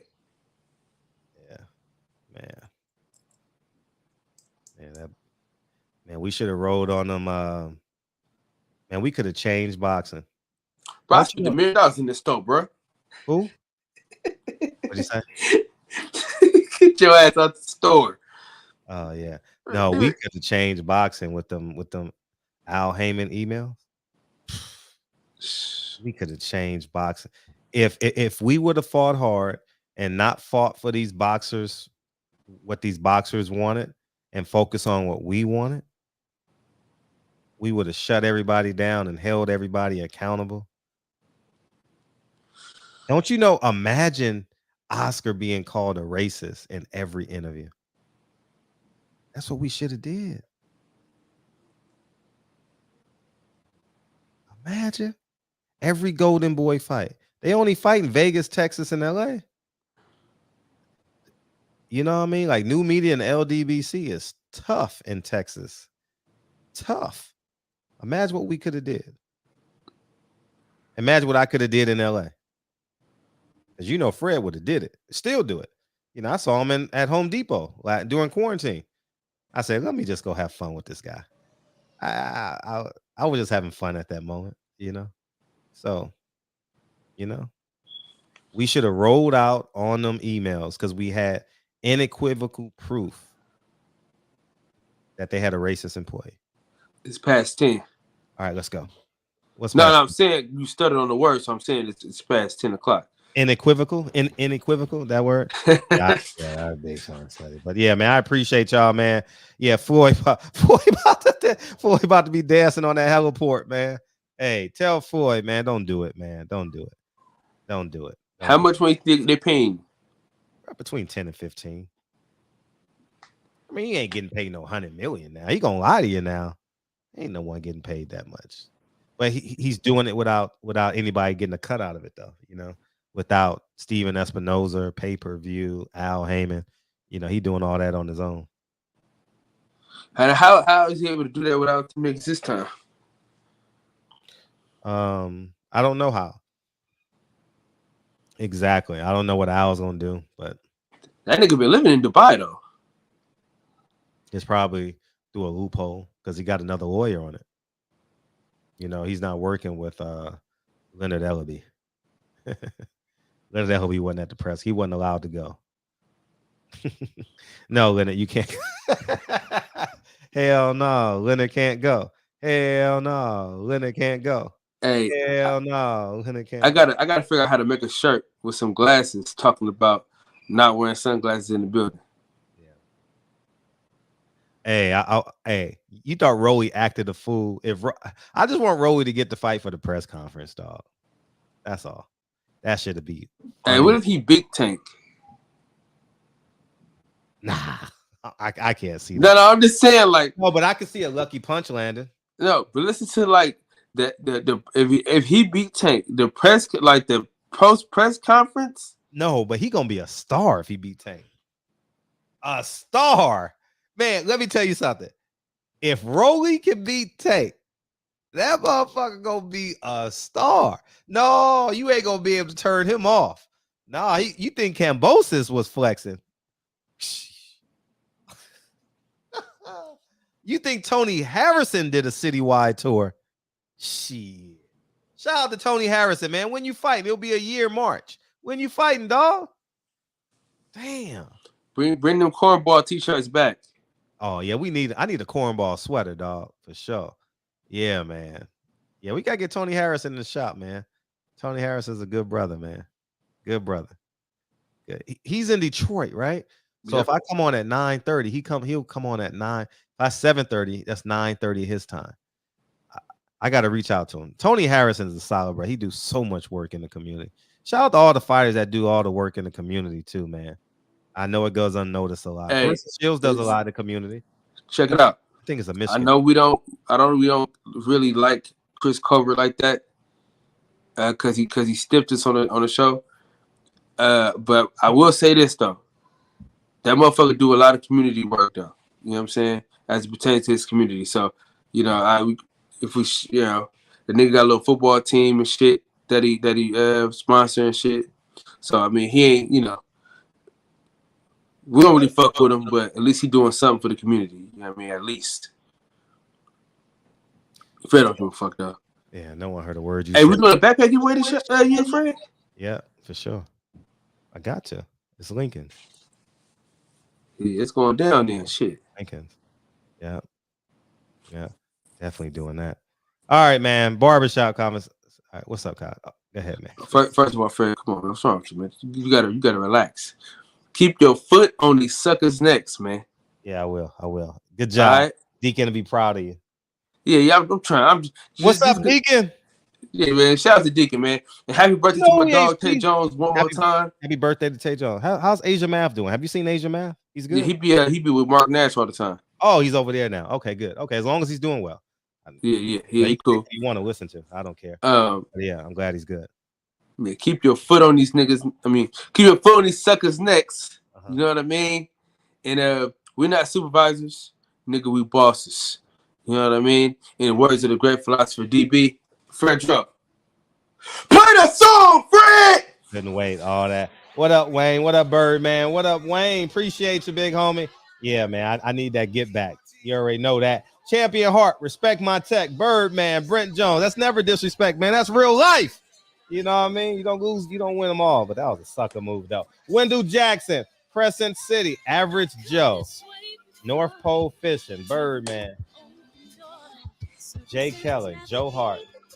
This song bangs, dog. I might use this in my next film. Lonely, sometimes you see, I know we can make it. Even when I'm off beat, I still land on. Man, you gotta tell me what the movie about too when you get a chance. I think in about a week I'll have an understanding of it. Like I'm not able to articulate it right now. You got Miss Parker in there, so that's Parker. Miss Parker? Yeah. She's playing the role of Oprah. J. Doug, Birdman, champion. You doing Oprah a favor, huh? Do Oprah. Yeah. Little man Houston. Jordan, what's up, man? What up, man? Hey, boy about to be twerking February 20th, dog. Oh, man. Wait, what Jordan say? Why you didn't tell me at the top of the show, man? Tomorrow, remind me to do it, man. Hey, yeah, man. Floyd gonna be twerking in the UAE, man. UAE, man. Hey, you couldn't get me on the heliport, dog. I'm serious, man. You can't get me on no heliport with 15 other people and say go fight, dog. I mean, like it do look like the if it was like a real like spot that high up where people could be. That shit look dope, though. I ain't gonna lie. Yeah, man, but you gonna have the king and queen on this bird's nest looking at you like Floyd over there stripping, dog. All right, stripping. Fred. They gonna be throwing hundreds and 400 million. Oh. No, I'm saying 400 million. Would you fight? No. No, my life wouldn't change. I would be here every night, 7:30. Yeah, nigga, but that 400 million, boy. I would just have an advertise. I would just have a. Only thing that would change if I had like 100 million is I would do full length movies. Nothing would change. I would buy more property. I would still be conservative. I can't change who I am. I would still be frugal. Fred, I'm getting every car I ever dreamed of. Boy, every house I ever thought about. I already had every car I've ever wanted. You know, so I mean, Cal, I done had the best cars, the most beautiful women, made a lot of money. You know, I had a great life, Kyle. In the words of the great philosopher Kyle Davis, I lived a life 10 men could live. I lived a life 10 men could live, man. You know what I mean? Shit. Man, shit, man. Ain't no man. Yeah. Had a great life. I want to be a great father, man. I really do. I want to be a great father. I'm not lying to y'all. You know what I mean? That's what keeps me sane. You know, I can do whatever the fuck I want to do. You know what I mean? I can leave right now. Shit, I ain't got to be here. But I want to be here. Anyways, I love y'all, man. And I'll let y'all tomorrow. Appreciate you, dog. Wait. People Hernandez. Did Peoples come in? I ain't see him. Club 57 in the building. Oh, you not in here. People Hernandez, man. Where you at, big homie? Where you at, big homie? I see Jordan in the building. When you gonna come hang with us, man? Love y'all, man. Peace. All right, big Fred. All right, peace, man. Hey. By the way, it was Earl Spence' daughter's birthday, her 5th birthday. Happy birthday to Earl Spence's daughter. Oh, yeah. Happy birthday to her, too, as well. And happy birthday to Tay Jones and Earl Spence's daughter. Yeah, that's what's up. Sure, all right, man. peace, y'all. Go on. Hey, Fred. Wait, let me hang up. It's movie